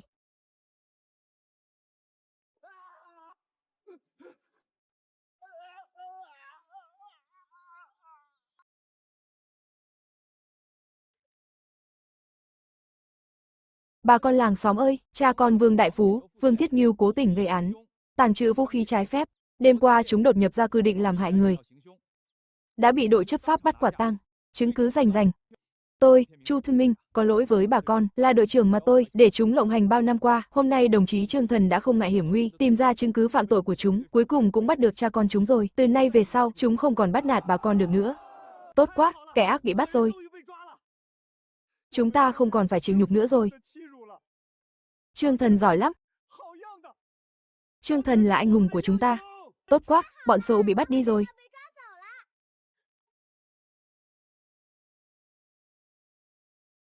Xong rồi, tiêu đời rồi. Đồng chí Trương Thần, cảm ơn đồng chí, tôi xin hứa, nhất định sẽ bắt hai tên này đền tội trước pháp luật. À, còn việc này nữa, sáng nay tôi đã cho người lên Tuyết Lang Cốc, định cứu hổ và gấu đen về, đưa tới trạm cứu hộ trên huyện, ai ngờ hai con gấu đã chết rồi, còn con hổ kia cũng mất tăm mất tích, chắc nó chạy rồi, trên núi có con thú lớn thế này. Liệu hổ có thuộc loài được bảo vệ? Nhà nước có quy định cả, chỉ cần nó không hại người thì không được tự ý giết. Tôi cũng chịu thôi, các anh đành cẩn thận vậy. Giải đi, Trương Thần. Đồ khốn nạn, dám hại tao à, mày cứ đợi đấy, tao không tha cho mày đâu, tao nhất định giết mày. Sắp chết còn ra mồm, giải đi. Trương Thần, đừng đắc ý sớm quá. Đợi con trai cả tao về, nó sẽ cho mày biết tay. Tiểu Thần. Lần này nhờ có cháu cả, đã trừ khử được họa nhà họ Vương. Từ nay bà con không còn bị nó bắt nạt nữa. Đúng thế, Tiểu Thần, cháu là anh hùng của thôn ta. Mọi người ơi, trừ được nhà họ Vương là nhờ đội trưởng Chu và đội chấp pháp, cũng nhờ bà con đồng lòng cả thôi, cháu chỉ làm việc trong khả năng thôi, không dám nhận công đâu ạ. Tiểu Thần, cháu đừng khiêm tốn, năng lực của cháu, Trung Bác đều thấy cả, Vương Đại Phú đổ rồi, ghế trưởng thôn trống rồi, tôi đề cử Trương Thần làm trưởng thôn mới. Thế sao được, tôi sao làm trưởng thôn được, tôi tán thành, chú Thần trẻ khỏe, giỏi giang, chắc chắn sẽ dẫn dắt bà con ta ấm no, đúng đấy Trương Thần, chú làm trưởng thôn, chúng tôi phục, chú Thần, năng lực chú chúng tôi thấy cả.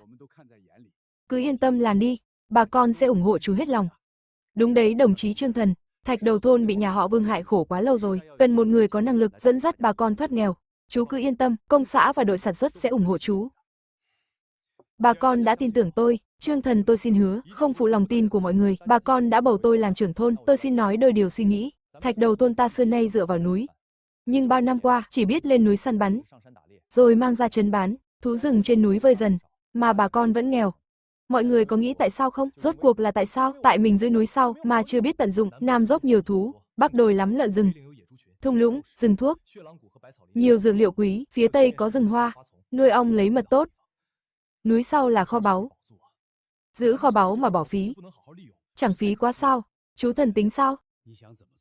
Cửu gia, đội trưởng, tôi muốn thầu núi sau, lập hợp tác xã xã viên, quy hoạch lại núi rừng, đưa bà con làm kinh tế rừng. Nói rõ hơn xem nào, trước hết chia khu vực, săn bắn, nuôi trồng, hái thuốc.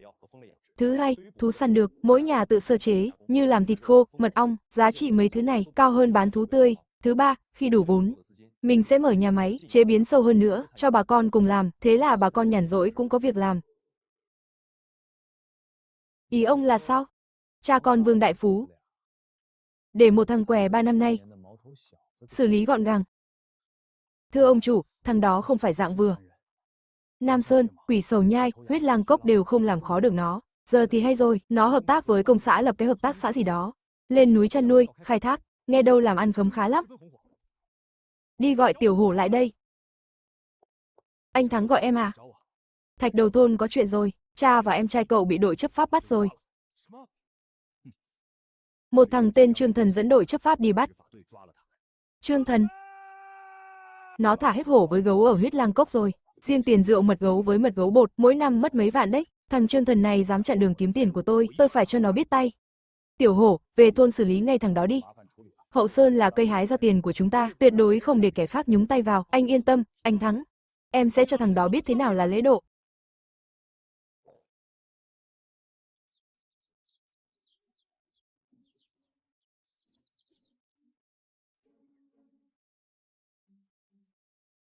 Thịt khô ngon thật. Trương Thần, anh biết không, thịt khô với mật ong của mình bán chạy lắm rồi. Mới vài hôm đã được hơn 50 đồng. Cứ đà này, cuối tháng này, nhà nào cũng có chục đồng. Cả năm cũng được vài trăm. Mới bắt đầu thôi. Đợi xây xong xưởng, sản lượng tăng lên, tha hồ nhận đơn lớn, tiền về nhiều hơn. Trương Thần, tôi không nhìn lầm người. Cậu đúng là người dẫn lối cho dân làng.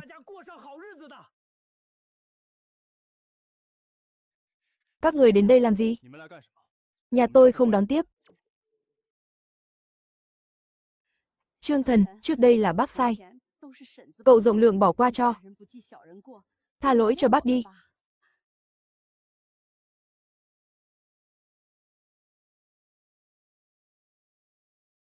Trương Thần, tôi sai rồi, tôi biết lỗi thật rồi. Không nên đối xử với anh thế, cho tôi cơ hội đi, chúng mình làm lại từ đầu, được không? Tôi vẫn yêu anh cũng còn yêu tôi mà, đúng không? Hứa Đình Đình, cô muốn tôi nói bao lần nữa, chúng ta không thể nào quay lại. Ngày trước cô cấu kết với Vương Thiết Ngưu, hãm hại bố mẹ và chị dâu tôi, cô không nghĩ đến ngày này sao? Giờ thằng Thiết Ngưu bị bắt rồi, chỗ dựa của cô đổ rồi, nên mới quay lại tìm tôi. Cô đâu có biết lỗi, cô chỉ sợ không sống nổi ở cái thôn này thôi. Thần à, trước đây là chú sai, chú mắt ngu rồi, không nhìn ra cháu có tài thật. Thần này, cháu giờ là trưởng thôn rồi, dẫn dắt cả thôn làm giàu, cháu đừng quên nhà chú nhé. Đúng đấy cháu ạ, thần à, nể tình bà con làng xóm, cháu giúp nhà chú với. Trương Thần, nhà họ Hứa từng cấu kết nhà họ Vương, làm bao chuyện có lỗi với bà con, nếu cháu không muốn cho họ cơ hội, cũng chẳng ai trách cháu đâu. Ông Khẩu Điền, bà Thúy Vân, nể tình hai nhà bao năm qua, để thằng Thần giúp nhà tôi với. Thần à, dù sao cũng là bà con trong thôn, tôi thấy họ cũng biết lỗi rồi. Hay là cháu giúp họ đi. Đúng đấy, làng xóm tối lửa tắt đèn có nhau. Được, tôi cho các người một cơ hội. Nhưng đã muốn vào hợp tác xã thì phải theo quy tắc của tôi, công xã tính công điểm, cuối tháng chia sổ sách. Ông Từ lão thuyên già rồi, chẳng lên núi nổi đâu, việc nặng không làm được, chỉ làm việc nhẹ thôi. Công điểm sẽ ít hơn người khỏe. Được chứ? Được, được ạ. Nghe chú cả. Đã xong nhé. Mai ra hợp tác xã làm.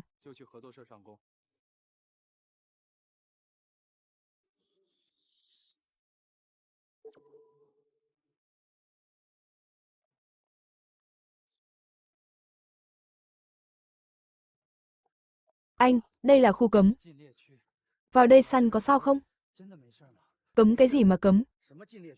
Trước làm gì có luật này? Anh, mình theo anh Thần mà. Phá luật thế này, anh ấy không cho theo nữa thì sao? Ngu thế, ai biết được, đi mau.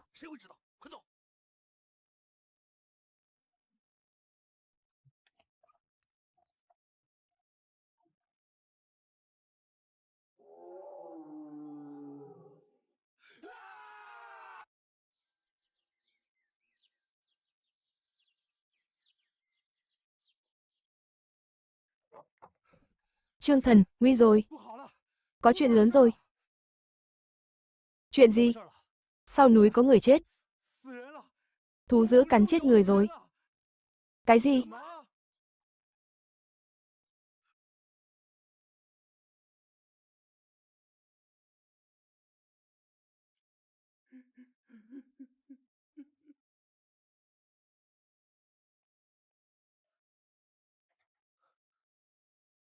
Mạn Đoàn, sao thế?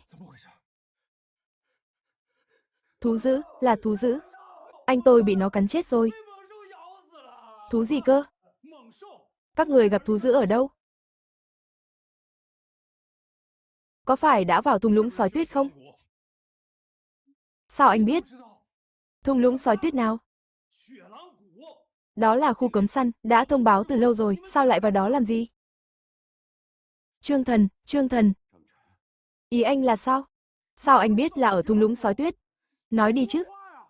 Có phải anh biết trong đó có thú dữ từ trước? Tại sao không nói cho mọi người? Anh biết từ trước rồi. Tại sao lại giấu mọi người? Trương Thần. Chính anh hại chết con tôi. Trả mạng cho con tôi. Bác Căn Sinh, bác bình tĩnh đi.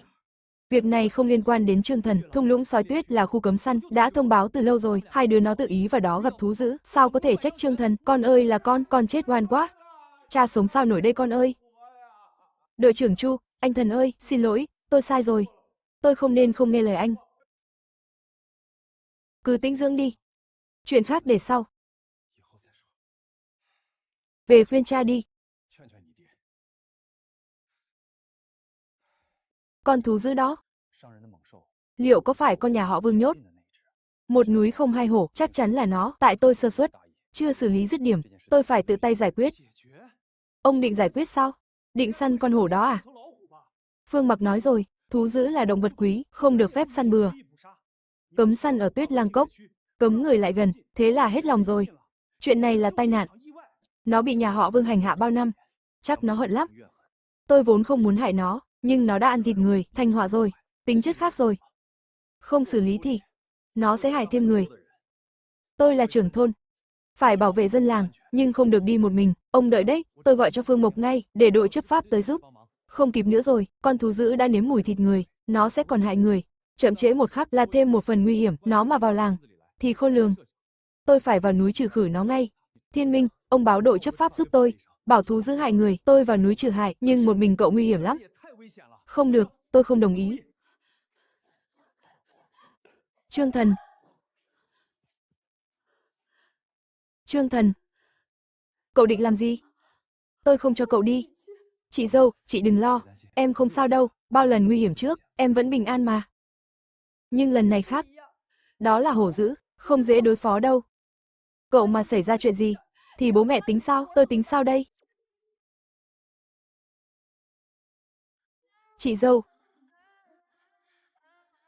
ý tôi là, yên tâm, tôi sẽ về. Tôi hứa với chị, sẽ về bình an. Đừng lừa tôi. Nếu anh dám lừa tôi sẽ không bao giờ tha thứ. Trương Thần, cẩn thận nhé. Đừng cố quá. Tôi gọi cho Phương Mộc ngay, nhờ đội chấp pháp tiếp ứng. Nhất định phải về nhé.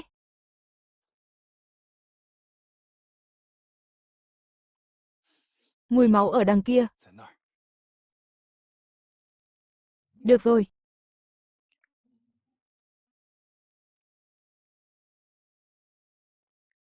Thạch Đầu thôn, tao về rồi đây. Trương Thần, dám hại nhà họ Vương. Tao bắt mày trả giá gấp trăm lần, anh hổ, dò hỏi xong rồi. Thằng Trương Thần ở đầu thôn. Nhà có bố mẹ và chị dâu góa. À, con góa phụ đó còn có đứa con gái. Đi, sang nhà họ Trương.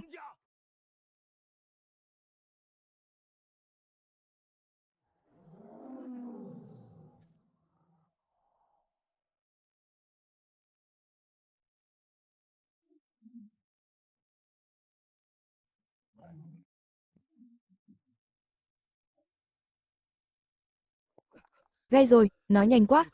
Chẳng chạy lại nó đâu. Thế này thì chết chắc.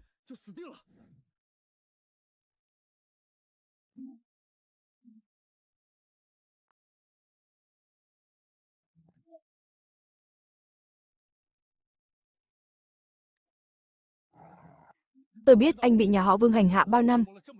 Anh không cam lòng, nhưng anh không nên hại người vô tội.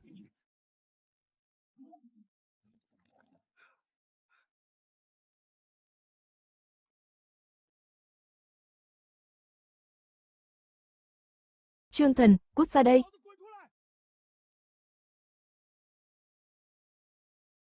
Các người là ai? Lão già, bảo thằng đó cút ra. Không thì đừng trách. Các người, rốt cuộc là ai? Hừ, hỏi ta là ai à? Nghe cho kỹ đây. Tao là Vương Thiết Hổ, lão Trương, con trai lão hại cha và em tao, phá nát nhà họ Vương tao, mà còn dám hỏi tao là ai? Nói, thằng đó đâu? Mau cút ra đây. Á, người xấu, thả ông tôi ra. Hừ. Nói mau, không thì đầu lão nát như cối xay này.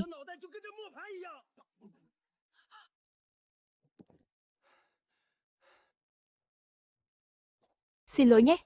Tôi cũng chẳng muốn giết ông, nhưng ông làm người bị thương thì phải chết. Phát hiện con mồi, có hấp thụ thiên phú mãnh hổ không? Chúc mừng ký chủ hấp thụ thành công thiên phú mãnh hổ. Nhận thiên phú thú vương chi uy. Bộc phát lực tăng mạnh. Kỹ năng cận chiến và sức mạnh tăng cường. Đang cường hóa cơ thể ký chủ. Không ngờ thiên phú hổ vương này lại khiến sức tấn công và bộc phát lực tăng nhiều đến vậy. Giờ dù có mấy chục tên trước mặt, tôi hạ gục dễ ợt. Ông cũng đáng thương thật, giải thoát sớm đi, kiếp sau đầu thai cho tốt.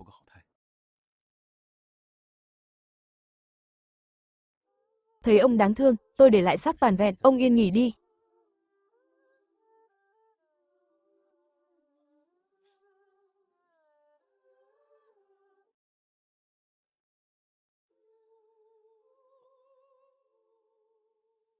Chú Lý, sao thế à?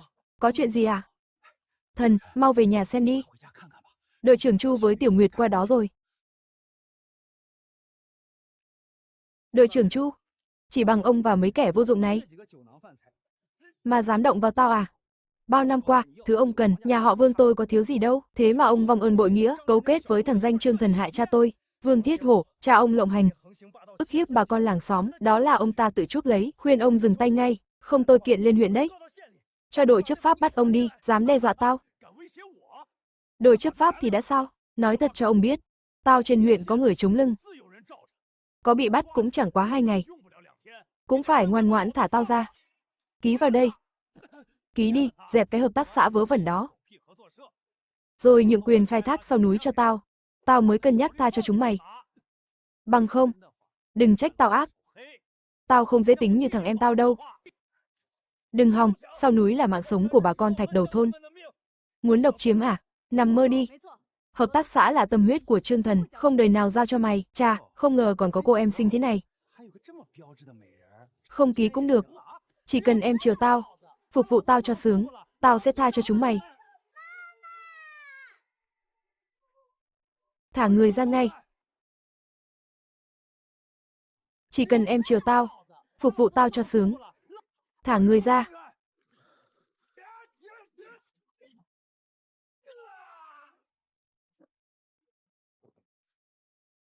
Xem ra mày là Trương Thần.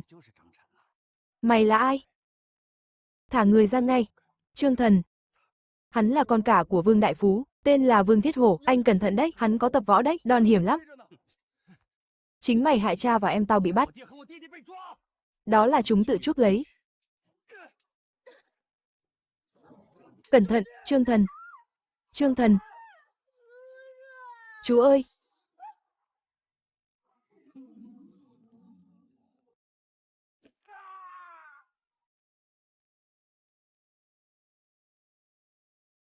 Không thể nào. Sao mày khỏe thế? Mày đánh bố tao. Tha cho tôi đi. Tha cho tôi, tha cho tôi, Trương Thần, thế thôi, đừng làm chết người, vì loại người này mà đánh đổi bản thân không đáng. Nghe đây, nhà họ Vương các người, hết thời lộng hành rồi. Đây không phải chỗ cho mày làm càn, trước khi tôi đổi ý, dẫn người của mày cút ngay. Vâng, vâng. Trương Thần, đừng đắc ý. Đắc tội với tôi, nhà họ Vương sẽ không để mày yên đâu.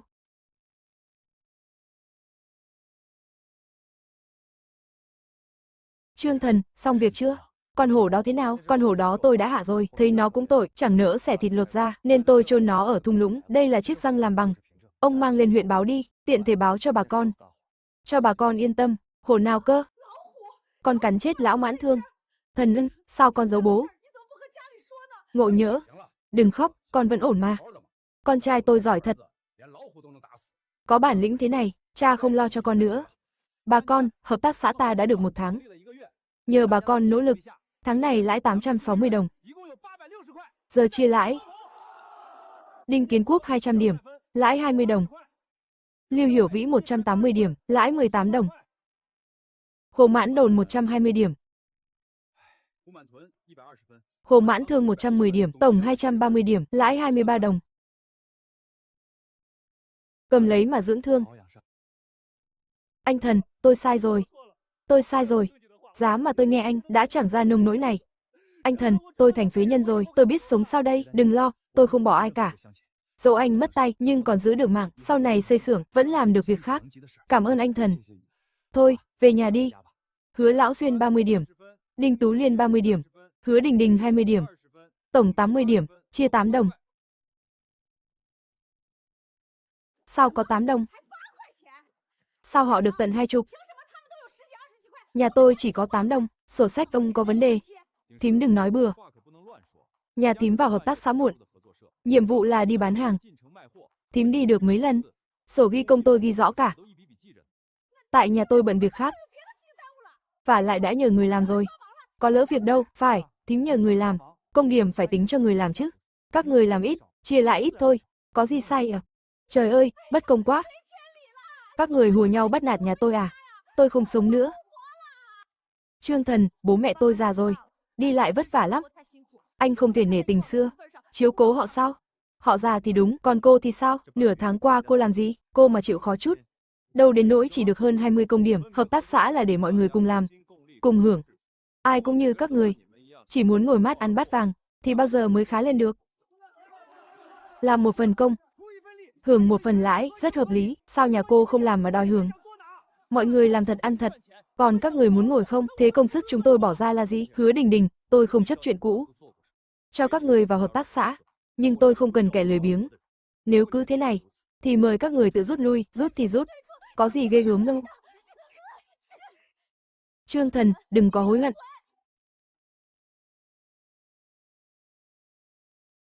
Vương Thiết Hổ đúng là đồ vô dụng, chút việc còn con cũng không xong. Ông chủ, hợp tác xã của thằng Trương Thần đang làm ăn khấm khá lắm. Nghe đâu ngay cả cửa hàng cung tiêu trên trấn cũng đang thu mua thịt khô và mật ong của Thạch Đầu thôn. Giờ cả vùng Hậu Sơn đều nằm trong tay nó rồi, chẳng lọt ra được thứ gì. Cứ đà này, chúng ta mất sạch nguồn hàng mất.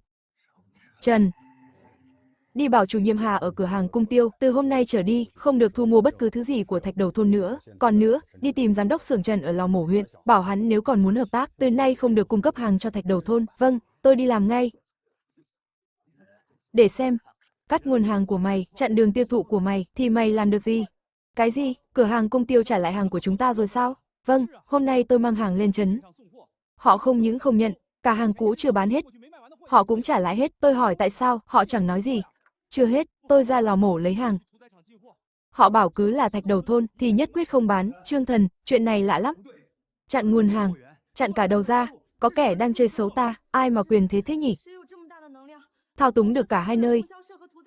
Chắc là kẻ chống lưng nhà họ Vương.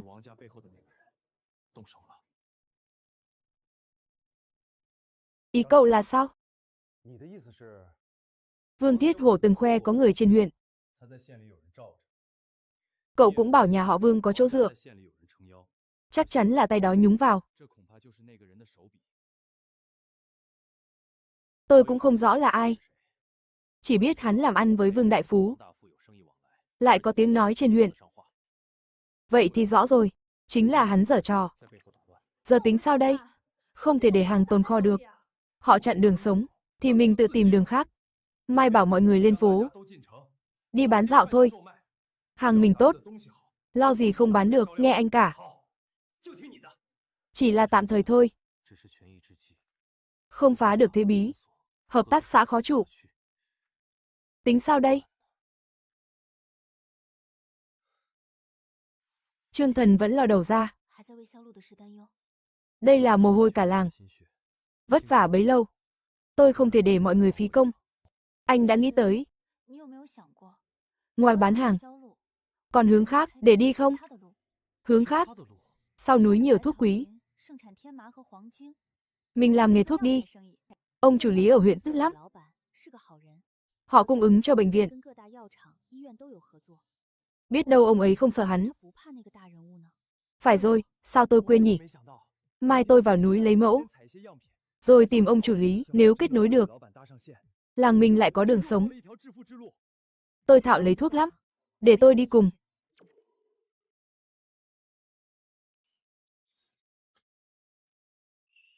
Được.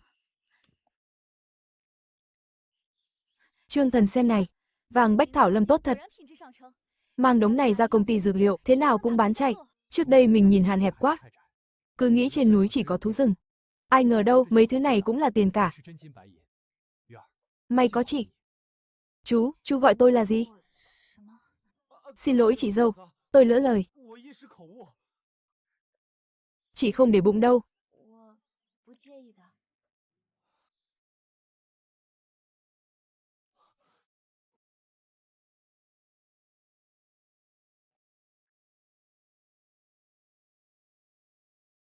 Chị dâu, xịt xem này. Đây là nhân sâm rừng. Nhìn tuổi đời này, phải 50 năm rồi. Thần, chú tìm thấy ở đâu vậy? Nhờ con vật nhỏ này. May mà tôi thấy nó, không thì nó thành mồi cho con khác rồi. Củ sâm này mà bán cho công ty dược, chắc chắn được giá lắm. Nó giúp chúng ta một tay lớn rồi. Thần, thả nó đi thôi. Được, thấy TT, có hấp thụ thiên phú không? Hấp thụ.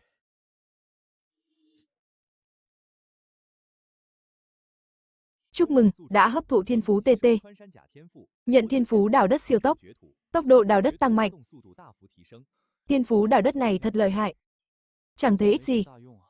Đã có 10 thiên phú. Ngọc bội kích hoạt tiến cấp. Tiến cấp 2 thiên phú. Thiên phú tài thính mắt tinh, tiến cấp thành nhãn quan trăm dặm. Thính giác mở rộng trăm cây số. Thêm khả năng nhìn xuyên thấu. Đào đất tiến cấp thành đào đất bằng ý niệm. Có thể dùng ý niệm khiến vật chôn dưới đất tự trồi lên.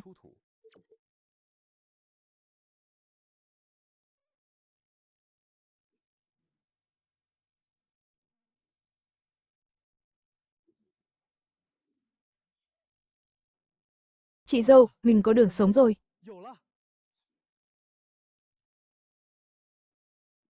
Ông chủ, ngoài kia có cậu Trương Thần. Bảo là từ Thạch Đầu Thôn, muốn gặp ông. Trương Thần ở Thạch Đầu Thôn. Cho vào ngay.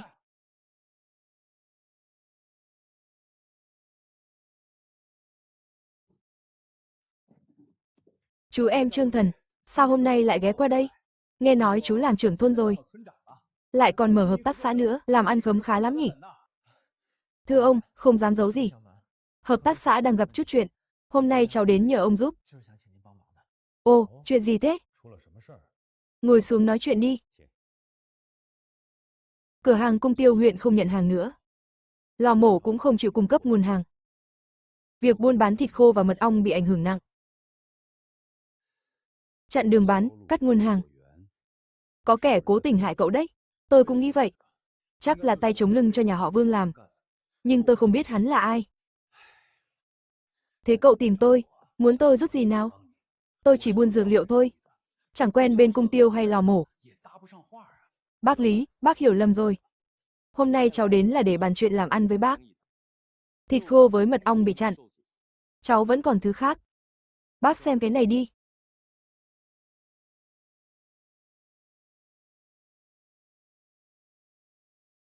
Chất lượng hơn hẳn ngoài chợ đấy. Đây là đào ở sau núi Thạch Đầu Thôn. Rừng bách thảo sau núi, thứ này đầy rẫy. Nếu tổ chức dân làng đào có quy củ, rồi tăng sản lượng, hàng năm sẽ ổn định hơn. Được, theo giá thu mua của công ty. Thiên ma là 13 đồng một cân. Hoàng tinh rẻ hơn, 2 đồng một cân. Nếu cậu cung cấp lâu dài, tôi tăng thêm 5 hào mỗi cân. Cháu cảm ơn bác Lý. Nhưng cháu không chỉ có thế này. Bác xem thêm cái này nữa.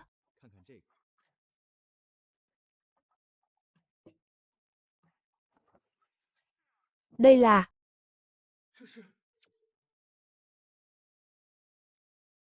sâm rừng 50 năm tuổi đấy ạ. Cũng là đồ lấy từ sau núi. Trương Thần, cậu biết giá món này không? Thứ này phải tính theo lạng. Một lạng sâm bán được 200 đến 240 đồng. Củ này của cậu, ít nhất cũng phải 1.800, 1.900. 2.000 đồng, tôi mua củ này.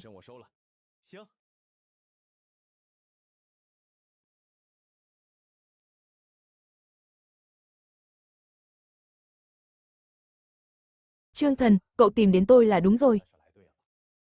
Thứ này nhà nước cấm buôn bán tư nhân. Chỉ có hợp tác xã hoặc công ty dược liệu mới được thu mua. May mà cậu không mang ra chợ đen.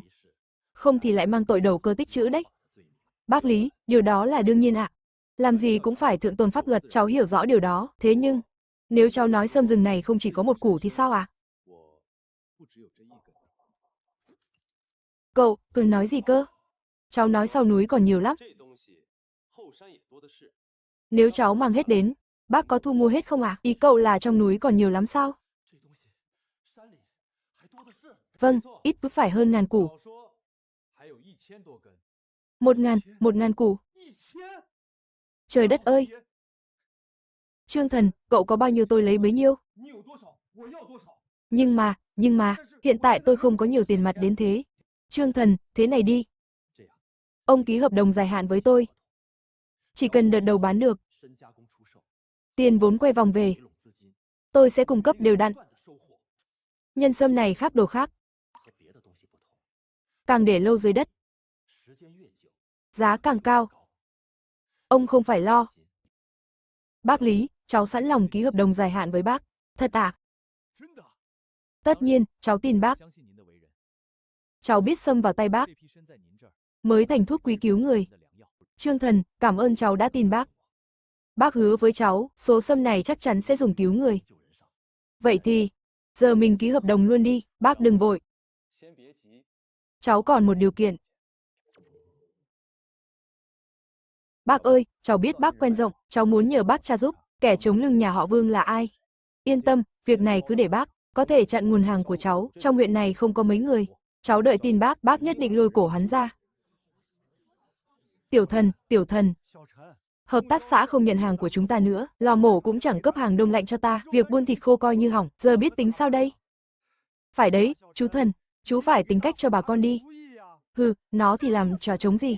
Rõ ràng là đắc tội với người ta rồi, có kẻ cố tình chơi xấu chúng ta, Hứa Đình Đình, cô có ý gì? Mọi người đang tìm cách giải quyết, cô lại đứng đó nói lời mát mẻ, tôi chỉ nói lời thật lòng thôi, nhà họ Vương có người lớn ở huyện chống lưng, Trương Thần không biết nặng nhẹ, dám đi kiện nhà họ Vương, đắc tội với vị tai to mặt lớn đó, nên giờ mới gây khó dễ cho chúng ta, tất cả là tại Trương Thần, đúng, tại nó cả. Nếu nó không làm mọi chuyện quá quắt, người ta đâu có chặn đường sống của ta. Tôi thấy Trương Thần không xứng làm trưởng thôn, nên đuổi nó khỏi thạch đầu thôn. Hứa Đình Đình, Đinh Tú Liên, các người còn chút lương tâm nào không? Nhà họ Vương ngang ngược, hống hách, ức hiếp bà con dân làng, nếu không nhờ Trương Thần thì giờ bà con sống ra sao? Nhà họ Hứa các người vốn đã thông đồng với nhà họ Vương, giờ còn ở đây bôi nhọ Trương Thần, có tin tôi đuổi cổ các người đi không? Thằng họ Chu kia, đừng có lên mặt với tôi, mày cũng chỉ là cái gã đội trưởng thôi, chúng tôi đâu có phạm pháp, dựa vào đâu mà đuổi chúng tôi? Bà con làng xóm ơi, tôi biết hợp tác xã đang gặp chút khó khăn, nhưng bà con đừng lo. Tôi đã tìm được mối làm ăn mới rồi, rừng bách thảo sau núi có nhiều thiên ma và vàng. Tôi đã ký hợp đồng với ông chủ lý bên công ty dược liệu, đã ký hợp đồng rồi, cung ứng số lượng lớn, mai bà con vào núi hái thuốc, cuối tháng lại chia lãi.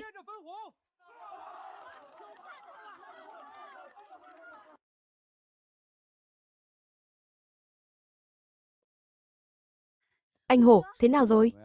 Hợp tác xã đóng cửa chưa? Anh Hổ, thằng Trương Thần tìm được mối mới rồi. Nó ký hợp đồng với công ty dược liệu rồi, nó bảo bà con từ mai vào rừng bách thảo hái thuốc.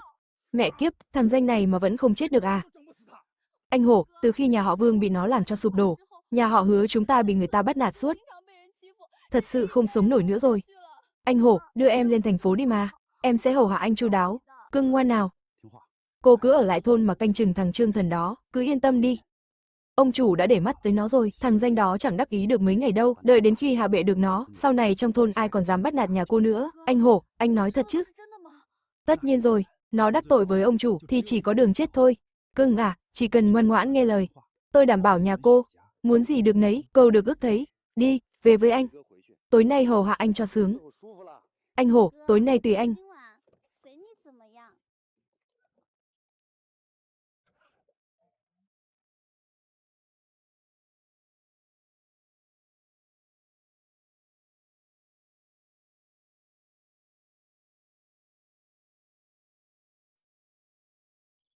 Đào đất bằng ý niệm.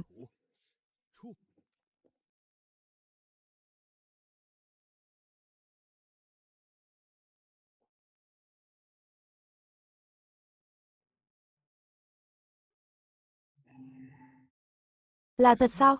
Thật không thể tin nổi. Trương Thần, núi sau thạch đầu thôn đúng là đất báu. Thứ này hiếm gặp vô cùng.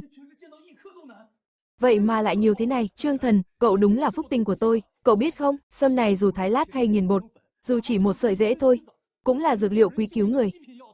Trương Thần à, đây không chỉ là chuyện làm ăn nữa rồi. Anh làm báu vật lộ diện, thật là tích đức. Tôi làm ăn xưa nay công bằng. Hàng của anh tốt, tôi không để anh thiệt. Sâm này tôi trả giá cao nhất. 3 vạn đây, anh cầm lấy. Thế nào? Trương Thần, tôi hỏi câu này. Số tiền này anh định dùng sao? Tất nhiên là tiền của hợp tác xã. Chia cho bà con, tôi biết anh trọng nghĩa. Nhưng tôi khuyên đừng làm vậy. Tại sao? Thạch đầu thôn có nguồn hàng tốt. Nếu chỉ đem chia hết tiền bán, thì phí quá. Nếu anh đầu tư làm đường, giải quyết vận chuyển, thì sau này tiền sẽ đổ về thôn. Cảm ơn, tôi sẽ cân nhắc. À phải rồi, còn việc này. Người anh nhờ đã có tin.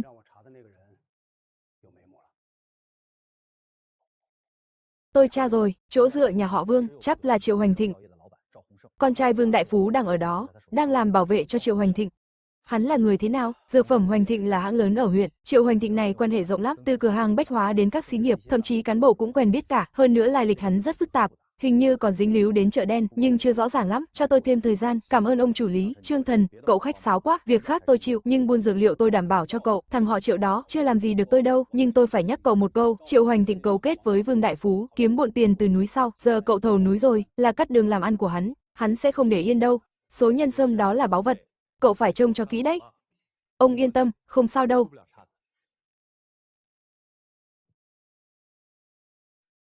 Sao lại nhiều tiền thế này? Tiền bán nhân sâm đấy ạ. Không thể nào, sâm quý thật, nhưng không đáng giá thế này, một củ thì không đáng đâu ạ, nhưng có hơn chục củ. Hơn chục củ là sao? Đúng vậy, hôm đó về rồi, tôi cứ nghĩ mãi, sao con tê tê lại khéo thế, ngậm đúng củ nhân sâm ra, liệu dưới đó còn không? Thế là tôi quay lại Bách Thảo Lâm, quả nhiên thấy, dưới đất còn chôn nhiều sâm lắm. Sâm rừng còn nhiều lắm. Trời đất, thế này khác gì nhặt được tiền. Trương Thần này, số sâm này do cậu tìm thấy, thì tiền là của cậu, cậu cầm về đi. Ông nói thế là ý gì? Tôi kêu gọi mọi người lên núi hái thuốc, làm nghề thuốc. Núi sau là của chung, đâu phải của riêng tôi, tiền này đương nhiên là của mọi người. Sao tôi dám giữ riêng? Trương Thần nói đúng đấy, tiền này là của chung, không phải của riêng ai. Trương Thần, không ngờ cậu lại công tâm thế. Tôi thay mặt bà con cảm ơn cậu. Thiên Minh, tiền này tuy là của hợp tác xã, nhưng số tiền này tôi không định chia tiền, không chia thì ông định làm gì? Thạch Đầu thôn muốn thoát nghèo, phải làm đường xá trước đã, tôi muốn dùng tiền này làm đường, giải quyết khâu vận chuyển, rồi xây thêm nhà máy chế biến, để sơ chế dược liệu, xây dựng thương hiệu riêng, ông thấy sao? Hay lắm, muốn giàu phải làm đường, thôn có đường lớn, đi lại huyện, trấn đều tiện, đúng là kế sách lâu dài. Trương Thần, cậu nói phải, cứ làm thế đi, 3 vạn đồng này dùng làm vốn xây đường, dựng xưởng. Chỉ cần việc này thành, sau này bà con ta sẽ khấm khá. Ông chủ, thằng Trương Thần ở Thạch Đầu thôn ấy, chúng ta đã chặn đường làm ăn của nó rồi, thế mà giờ nó lại buôn dược liệu, nghe đâu còn ký được đơn lớn. Giờ làm ăn còn phất hơn trước. Vừa rồi nó lươn lẹo thật. Nghe nói sau núi Thạch Đầu thôn đào được nhiều thiên ma, còn gì nữa, tôi hỏi người bên công ty dược rồi, hình như có cả chục củ sâm rừng, nhân sâm gì cơ, 10 mấy củ đấy. Nghe bảo thế, phải chiếm lại Hậu Sơn ngay. Gọi Vương Thiết Hổ đến đây, bà con làng xóm ơi, hợp tác xã ta tháng này có chút khó khăn, nhưng nhờ trưởng thôn và bà con nỗ lực, ta chuyển sang buôn dược liệu, lợi nhuận tháng này lại tăng. Tổng cộng 1.800 đồng.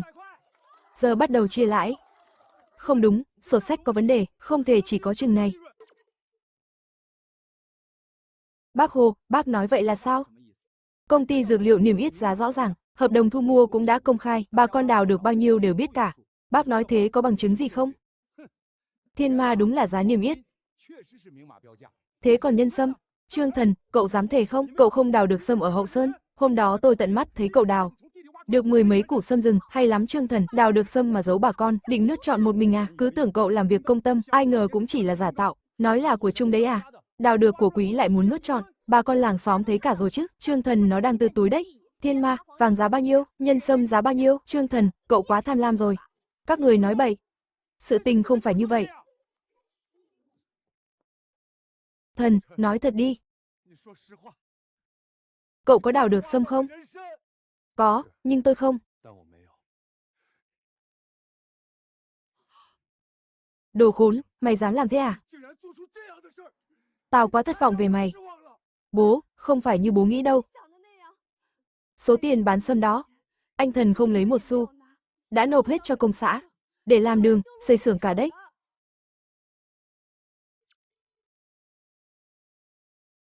Nguyệt, Vân nói thật chứ? Bác Trương, thật đấy ạ. 3 vạn tiền bán sâm vẫn ở công xã, chưa động đến một xu. 3 vạn. Ai không tin, bây giờ tôi mang sổ sách ra cho xem ngay.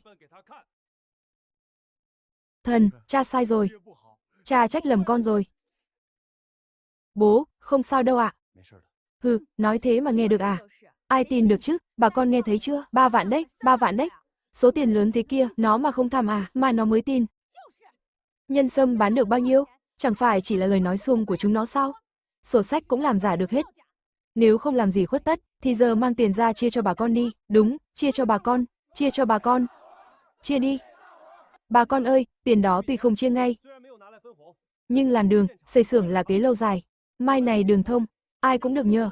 Phì, nói nghe hay nhỉ? Ai biết các người có mượn cớ làm đường, để tư túi không? Tôi không cần biết, hôm nay phải nôn tiền ra.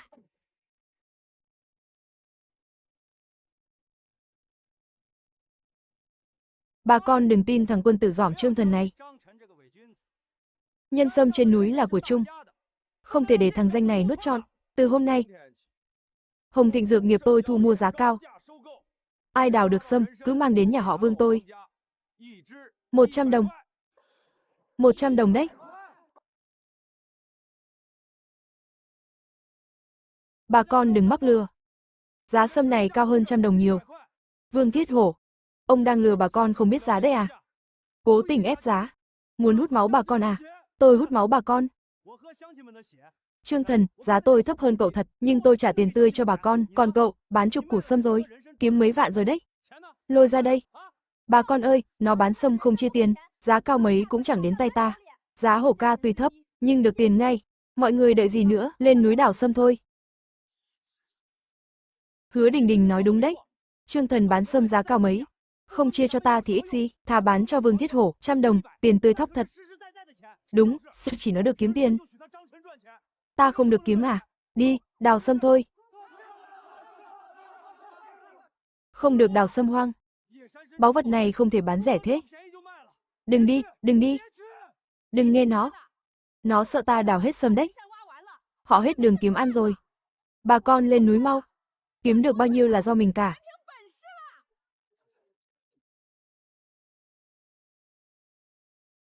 Trương Thần, thấy chưa? Có giỏi thì làm gì được nào? Đấu với tôi à?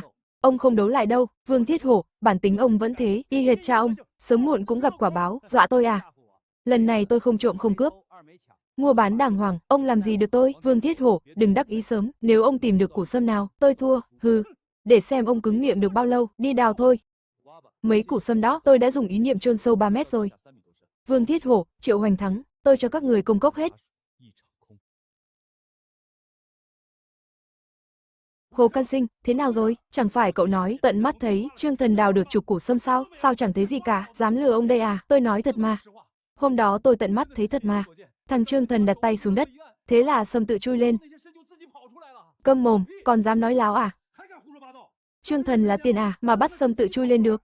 Tôi cảnh cáo ông đã cầm tiền của tôi rồi, còn dám giở trò quỷ, tôi bẻ nốt cánh tay thằng con ông đấy. Đừng mà, tôi nói thật mà. Anh Hổ, có khi nó không nói dối. Thằng Trương Thần này vốn đã quái gở. Nó là thằng què mà tự nhiên khỏi. Lại còn giỏi thế, thế có bình thường không? Ông bảo xem, liệu nó có luyện tà thuật không? Mấy ngày nay Trương Thần, dân làng bị Vương Thiết Hổ dụ lên núi đào sâm, chẳng ai đi đào thiên ma với Hoàng Tinh nữa. Cứ thế này thì hạn giao hàng cho công ty dược sắp lỡ mất rồi, không ai đào thì mình tự đi đào, được bao nhiêu hay bấy nhiêu, để tôi đi nói chuyện với ông chủ lý, xem có xin phép thêm vài ngày không.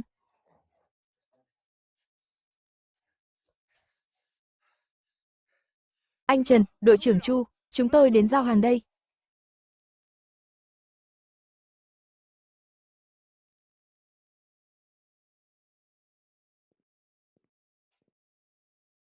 Sao các anh không đi đào nhân sâm? Anh Trần, chúng tôi hiểu anh. Anh không bao giờ lừa tiền bà con đâu. Con Hứa Đình Đình cố tình hãm hại anh. Họ không biết điều, nhưng chúng tôi thì khác. Đúng đấy anh Trần. Nhờ anh mà bà con mới có hợp tác xã. Nếu không có anh, chắc giờ tôi vẫn khổ lắm. Tôi không quan tâm người ta nói gì. Anh bảo sao tôi làm vậy. Đúng đấy Trương Thần. Chúng tôi đều nghe anh. Cảm ơn bà con. Tôi, Hương Thần, sẽ không để bà con thất vọng. Thiên Minh, tôi đi huyện giao hàng đây. Việc làm đường phải gấp rút lên. Chỉ cần đường thông, cơ hội của chúng ta sẽ tới tấp. Yên tâm, tôi đã gọi đội thi công rồi. Mai là khởi công được. Nhưng dân làng đi đào sâm thì sao? Vương Thiết Hổ vẫn ở trong thôn, tôi lo hắn sẽ giở trò. Không phải lo. Họ chẳng tìm thấy gì đâu. Trương Thần, nguy rồi. Vương Thiết Hổ dẫn người vây nhà mình rồi.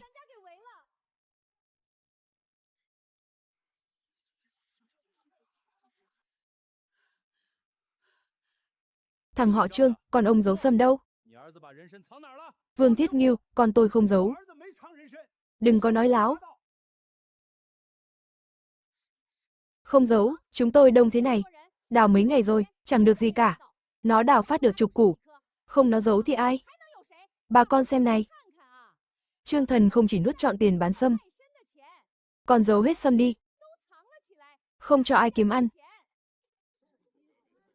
Các người làm gì đấy? Vương Thiết Ngưu, lại là ông? Chưa chữa à? Dám đến nhà tôi quậy? Trương Thần, nhìn cho kỹ đi. Tôi chưa đụng tay. Hôm nay tôi cùng bà con đến, hỏi xem ông giấu sâm ở đâu. Nuốt tiền bán sâm thì thôi. Ông ăn thịt, cũng phải để người khác húp nước chứ, thế có quá đặc không? Đúng đấy Trương Thần. Mau giao sâm ra đây. Không thì đừng trách. Có đúng không? Giao sâm ra. Trương Thần, nói đi, núi sau là của chung, sao của ngon ông lại chiếm hết? Lý Nhị Cẩu, nó ăn cháo đá bát. Nếu không nhờ anh Thần lập hợp tác xã, giờ ông còn đang húp cháo loãng đấy, giờ ăn xong lại quay ra chửi bới, ông còn là người không? Đó là hai chuyện khác nhau, dù sao hôm nay hắn phải giải trình, các người muốn giải trình, nghe cho kỹ đây, 3 vạn tiền bán sâm, dùng để làm đường, xây xưởng, không ai được đụng vào, từ giờ trở đi, ai muốn rút khỏi hợp tác xã, tôi, Trương Thần, không cản, hôm nay thanh toán luôn, từ nay về sau, không có phần người đó, số 1 này, Trương Thần, ông vênh váo cái gì? Hợp tác xã đâu phải của riêng ông có quyền gì đuổi người khác? Vốn dĩ là Trương Thần tự bỏ vốn ra lập nên, sao anh ấy không có quyền, các người có ai bỏ ra xu nào chưa? Là Trương Thần dẫn cả thôn thoát nghèo. Giờ các người đúng là đồ vô ơn, lại còn kéo đến tận nhà người ta làm loạn, nói đi, sao câm hết rồi? Lý Nhị Cẩu, vừa nãy ông là người gào to nhất đấy, sao, ông muốn rút khỏi à? Thần, anh Thần, tôi chỉ đùa thôi mà, anh đừng đuổi tôi. Ai không muốn rút thì đi ngay. Mai đi làm bình thường. Ai muốn rút thì ở lại. Lát ra ủy ban nhận tiền. Từ nay dứt nợ.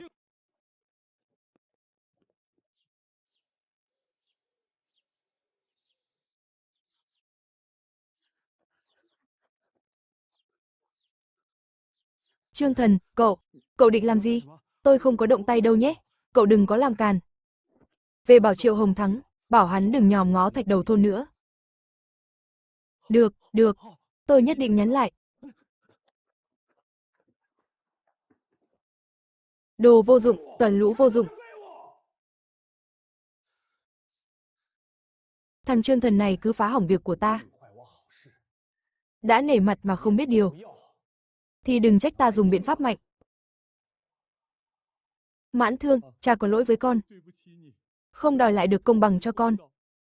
Con chết oan quá. Ông là Hồ Căn Sinh. Ông là ai? Tôi là người của Hồng Thịnh Dược Nghiệp. Đây là chút lòng thành của ông chủ chúng tôi. Hồng Thịnh Dược Nghiệp. Ông chủ các anh là ai? Tôi không quen. Sao lại đưa tiền? Không quen cũng chẳng sao. Quan trọng là, ông chủ tôi và ông có chung kẻ thù. Chính là Trương Thần. Nó hại chết con trai cả tôi. Lại làm thằng út gãy tay. Tôi hận mà không làm gì được. Tôi thật vô dụng. Đừng lo, có ông chủ tôi đây. Ông sẽ trả được thù. Ông nghĩ kỹ xem. Trương Thần ở thôn này lâu vậy, có thóp gì không? Biết gì nói hết đi. Được.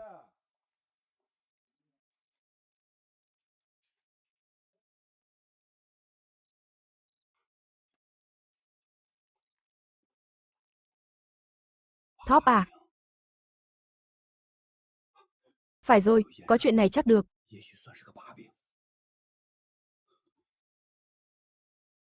Thật, chính xác 100%. Chôn ở thung lũng Tuyết Lang sau núi. Tốt lắm, tin này rất hữu ích. Xong việc sẽ có hậu tả.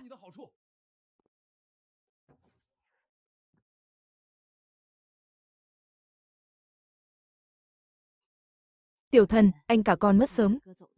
Mấy năm nay con Nguyệt không rời bỏ, gánh vác cả cái nhà này. Bố mẹ coi nó như con đẻ rồi. Nó là đứa trẻ tốt. Theo mẹ thấy đấy, cả làng này không ai bằng được con bé. Con mà lấy nó, mẹ cũng yên lòng. Chú ơi, chú sắp cưới mẹ cháu à? Ăn cơm đi. Trẻ con không được hỏi chuyện người lớn. Mẹ ngại đấy. Thần này, nếu con ưng, vài hôm nữa cưới luôn. Nguyệt về làm vợ con, anh con dưới suối vàng cũng mát lòng. Bố mẹ, con nghĩ kỹ rồi. Đợi đường làng thông thoáng, xưởng xây xong, con sẽ cưới Nguyệt thật đàng hoàng.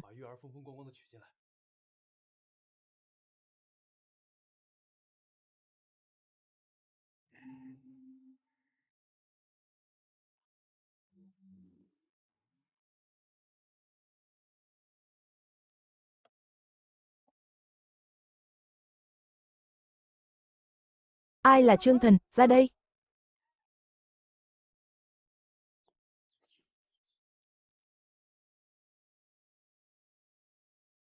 Tôi đây, các anh là ai, có việc gì? Tôi là phó đội trưởng đội chấp pháp huyện, Lý Quân, đây là lệnh khám xét. Chúng tôi nhận được tin báo, anh săn trộm động vật quý hiếm, lại còn tàng trữ thú rừng, định buôn bán kiếm lời. Đi với chúng tôi một chuyến, đồng chí, chắc chắn có hiểu lầm, thân nhà tôi không làm chuyện đó. Hừ, có làm hay không, về đồn là biết ngay, đừng cản trở chúng tôi làm việc. Đội trưởng, tìm thấy rồi, theo tin báo, tại thung lũng sói máu sau núi, đã đào được da và xương hổ. Hừ, tang chứng vật chứng rành rành, còn gì để chối. Giải đi, trước đây vì để dân làng yên tâm, nên tôi mới không giấu chuyện chôn hổ. Nhưng ai lại dùng chuyện này hại tôi?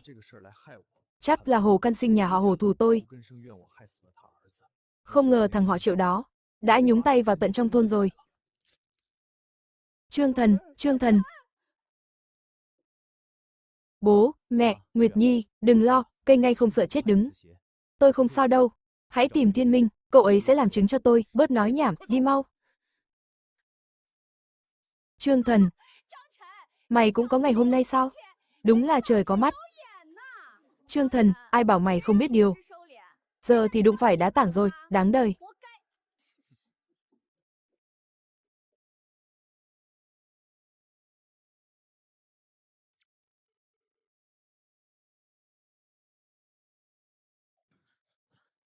Đội trưởng Chu, không xong rồi, Trương Thần, anh ấy bị đội chấp pháp bắt đi rồi. Cái gì? Chuyện là sao? Không biết thằng khốn nào đi mật báo, nói anh Thần chôn hổ sau núi là phạm pháp, săn trộm để bán kiếm lời. Nói bậy. Hổ ăn thịt người. Trương Thần rõ ràng là trừ hại. Bọn chúng thật đảo điên trắng đen. Mọi người đừng lo, tôi lên huyện xem sao. Chuyện chôn hổ sau núi, dân làng ai cũng biết. Chẳng ai dối hơi đi báo, chỉ có thể là kẻ có thù với Trương Thần. Ý ông là, Hứa Đình Đình không đủ khôn. Đinh Tú Liên chỉ là mụ đàn bà đanh đá, chỉ giỏi mồm mép, còn Hứa Lão Tuyên, tính tình lầm lì. Chắc không làm trò này. Tôi nghĩ 89 phần là Bồ Căn Sinh. Hồi Hồ Mãn Thương bị hổ vồ. Hồ Căn Sinh khăng khăng do Trương Thần không báo có hổ, nên lão ta luôn cho rằng Trương Thần hại chết Mãn Thương. Rõ ràng con lão không giữ quy tắc, tự ý vào khu cấm săn, lại đi đổ vạ người khác, chưa kể Mãn Đồn gặp nạn, Trương Thần vẫn lo cho nó. Tháng nào cũng tự bỏ tiền túi giúp đỡ. Đúng là đồ vô ơn, còn dám vu khống anh Thần, tôi đi tìm lão ngay, đừng nóng, chưa có bằng chứng. Nghe đây, hai cậu thay nhau canh chừng. Nhà họ Hồ có động tĩnh gì báo tôi ngay.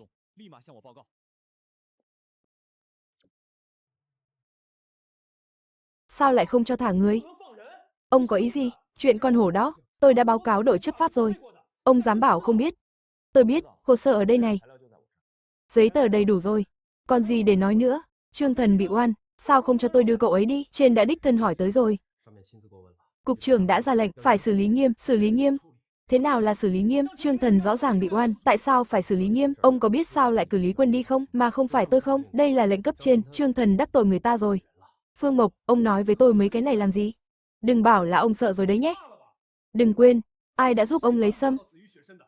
Tôi cứ tưởng ông cứng cỏi lắm. Sao giờ lại hèn thế? Thầy giáo sao lại đẻ ra ông? Ông làm tôi thất vọng quá. Tôi không hèn. Có đưa bằng chứng ra cũng vô ích. Trên đã đè xuống rồi.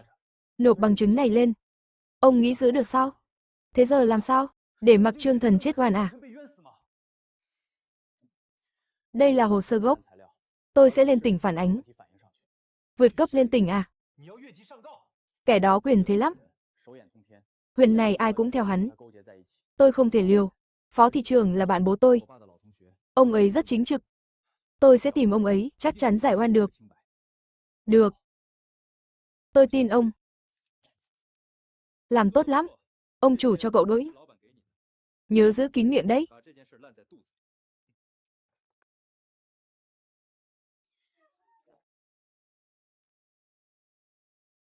Cha.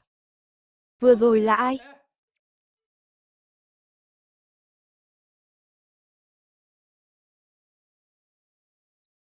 Anh Thần, em có lỗi với anh.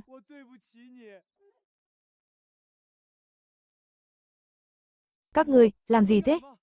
Làm gì à? Tôi hỏi cậu đấy, bố cậu làm gì mấy hôm nay? Tôi không biết ông nói gì. Không biết à? Tối qua bố cậu gặp ai? Người đó không phải người thôn mình, tôi tận mắt thấy hắn ra từ nhà cậu, lên xe đi mất rồi, còn không chịu nói thật à? Tôi không biết, Hồ Mãn Đồn, có phải bố cậu vu khống không? Anh Thần, em, Tiểu Huy. Mãn Đồn, tôi biết cậu lương thiện. Cậu tự hỏi lòng mình xem, anh Thần đối với cậu thế nào? Từ lúc cậu gặp nạn, vì bị cụt tay, không đủ công điểm, đều là anh Thần tự bỏ tiền túi, cho cậu 10 đồng. Chỉ biết khóc thôi à? Anh Thần tốt với cậu thế, sao cậu nỡ hại anh ấy, lương tâm cậu để đâu rồi? Không phải tôi, không phải tôi.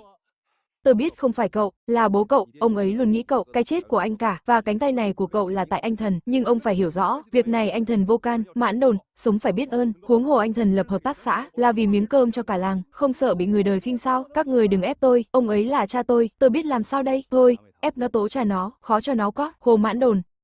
Lưới trời lồng lộng. Tự liệu lấy đi. Anh Thần mà có mệnh hệ gì, tôi không tha cho ông đâu.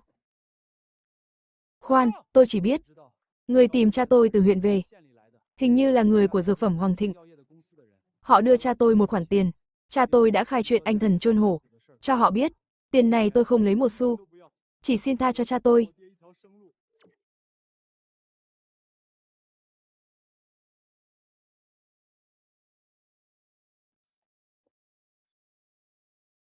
Anh Thần, anh Thần, anh về rồi. Em lo chết mất, em cứ tưởng không gặp lại anh nữa. Anh Thần, anh về rồi, tôi biết cậu bị oan mà. Mọi người yên tâm đi, mọi việc rõ rồi. Trương Thần bị oan. Cảm ơn mọi người. Để mọi người lo lắng rồi. Thành phố đã lập đoàn điều tra, sẽ làm rõ tội ác của Triệu Hoành Thắng. Cậu yên tâm đi, thành phố quyết tâm dẹp loạn lắm. Sẽ chỉ tội bọn chúng. Trương Thần, ông chủ Lý, sao bác lại tới đây? Tôi vừa đi thành phố về, nghe tin cậu bị bắt, nên tôi qua xem sao, may mà cậu không sao. Tốt quá rồi. Cảm ơn ông chủ Lý đã quan tâm. Có cả đội trưởng Phương ở đây, tôi có việc quan trọng cần báo. Tôi đã rõ lai lịch Triệu Hoành Thắng. Hắn vốn là kẻ bán thuốc giả. Năm xưa bán thuốc làm chết người, bị truy nã gắt gao, nên hắn đổi tên họ, trốn về huyện này. Không ngờ rằng, nhờ tiền bán thuốc giả năm xưa, mà giờ lại làm mưa làm gió, làm ăn phất lên nhanh chóng. Công ty Dược Hoàng Thịnh bề ngoài là doanh nghiệp thuốc men, thực chất là kẻ trung gian buôn lậu lâm sản quý hiếm. Hắn ngầm móc nối chặt chẽ với chợ đen. Đồ quý từ thôn tuồn ra qua nhà họ Vương, đều qua tay hắn bán vào chợ đen. Một vốn 4 lời, lãi gấp 10 mấy lần. Đúng là đồ khốn nạn. Ông chủ Lý, ông vừa nói Triệu Hoành Thắng đổi tên. Vậy trước kia hắn tên là gì? Hắn tên là Triệu Đại Cường. Cái gì, là hắn sao? Tên Triệu Đại Cường này hồi đó bán thuốc giả, làm chết mấy mạng người. Hồi đó chuyện này ầm ĩ cả lên, đội chấp pháp đã ra lệnh truy nã, thế mà sau đó hắn biến mất tăm. Không ngờ lại thay tên đổi họ. Hắn trốn kỹ thế này, chắc chắn có kẻ chống lưng. Không thể để loại cặn bã này nhởn nhơ ngoài vòng pháp luật. Đội trưởng Phương, đây là toàn bộ bằng chứng tôi tìm được, đủ chứng minh Hoành Thắng cấu kết nhà họ Vương, săn trộm, buôn lậu, thao túng chợ đen và buôn bán mật gấu kiếm lời bất chính. Yên tâm, có đống này rồi. Lần này nhất định tóm gọn lũ khốn đó. Đội trưởng, không xong rồi, dốc Nam có con gấu đen, có 2 người bị kẹt trên cây, mau cứu người đi. Không, không phải 2 người, là 3, còn có cả Hồ Mãn Đồn. Nó cụt tay, trèo sao nổi, phen này lành ít dữ nhiều.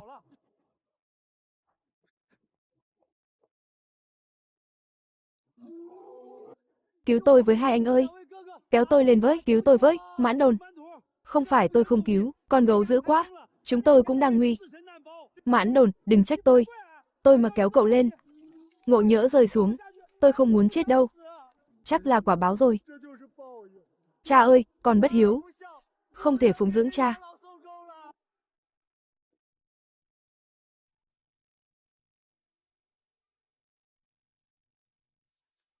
Con vật kia, dừng lại.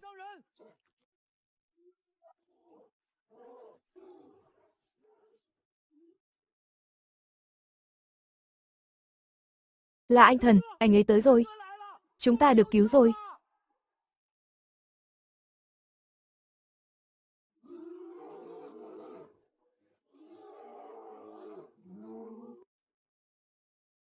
Hừ.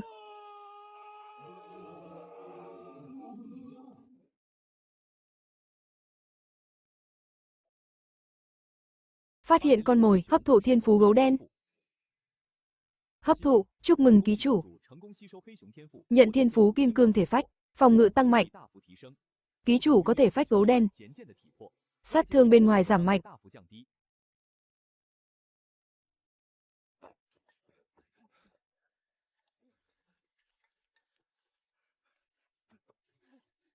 Chậm thôi. Con tôi ơi. Anh thần, cảm ơn anh cứu tôi. Tôi có lỗi với anh. Thần ơi, chú không phải con người, chú bị ma xui quỷ khiến, không nên hùa theo hắn hại cháu. Chú sai rồi, chú xin lỗi cháu. Chú làm gì thế? Đứng lên đi, chuyện cũ qua rồi. Bà con làng xóm ơi, đường làng Thạch Đầu nay thông xe rồi. Nhà máy cũng xong rồi. Mai bắt đầu sản xuất. Còn tin vui này nữa. Đoàn điều tra đã bắt Vương Thiết Hổ, cả chủ của hắn là Triệu Hồng Thắng nữa. Từ nay về sau, không ai phong tỏa làng ta nữa. Ngoài buôn dược liệu, thịt khô, mật ong lại bán được rồi. Trương Thần, tôi được huyện ủy thác, trao danh hiệu cho trưởng thôn Trương Thần, danh hiệu chiến sĩ thi đua làm giàu. Trương Thần, chúc mừng anh. Nhờ anh nỗ lực không ngừng, bà con làng Thạch Đầu mới được ấm no.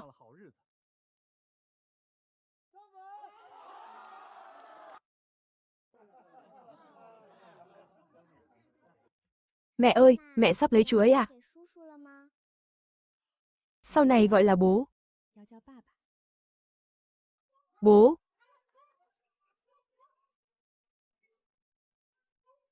Anh Thần hôn cái nào? Hôn đi, hôn đi. Hôn cái nào?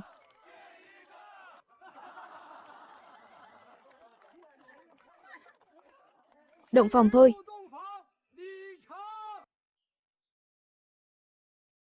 Bố.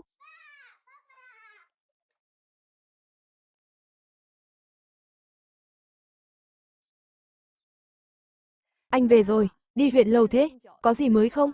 Nhà nước có luật bảo vệ động vật hoang dã, sau này không được săn bắn bừa bãi nữa. Không sao đâu. Thời đại mới đến rồi. Đời sống sẽ khá hơn thôi.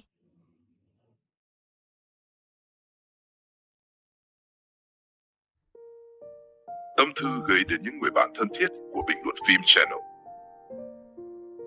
Chào mừng các bạn đến với Bình luận phim Channel, nơi chúng ta cùng nhau bước vào những câu chuyện đầy cảm xúc, xuyên qua không gian và thời gian, khám phá những thước phim trùng sinh, xuyên không, tình cảm và cả những triết lý sâu sắc về cuộc đời. Mỗi bộ phim là một chuyến hành trình, đưa ta đến với những ký ức hoài niệm, những khoảnh khắc nuối tiếc, để rồi từ đó ta trân trọng hơn hiện tại và hiểu rõ hơn giá trị của những điều bình dị quanh mình. Đó có thể là câu chuyện về một người quay trở lại quá khứ để sửa chữa sai lầm, hay một vị thần y xuống núi cứu giúp thế gian, hoặc những mối tình đầy trắc trở nhưng đậm chất nhân văn.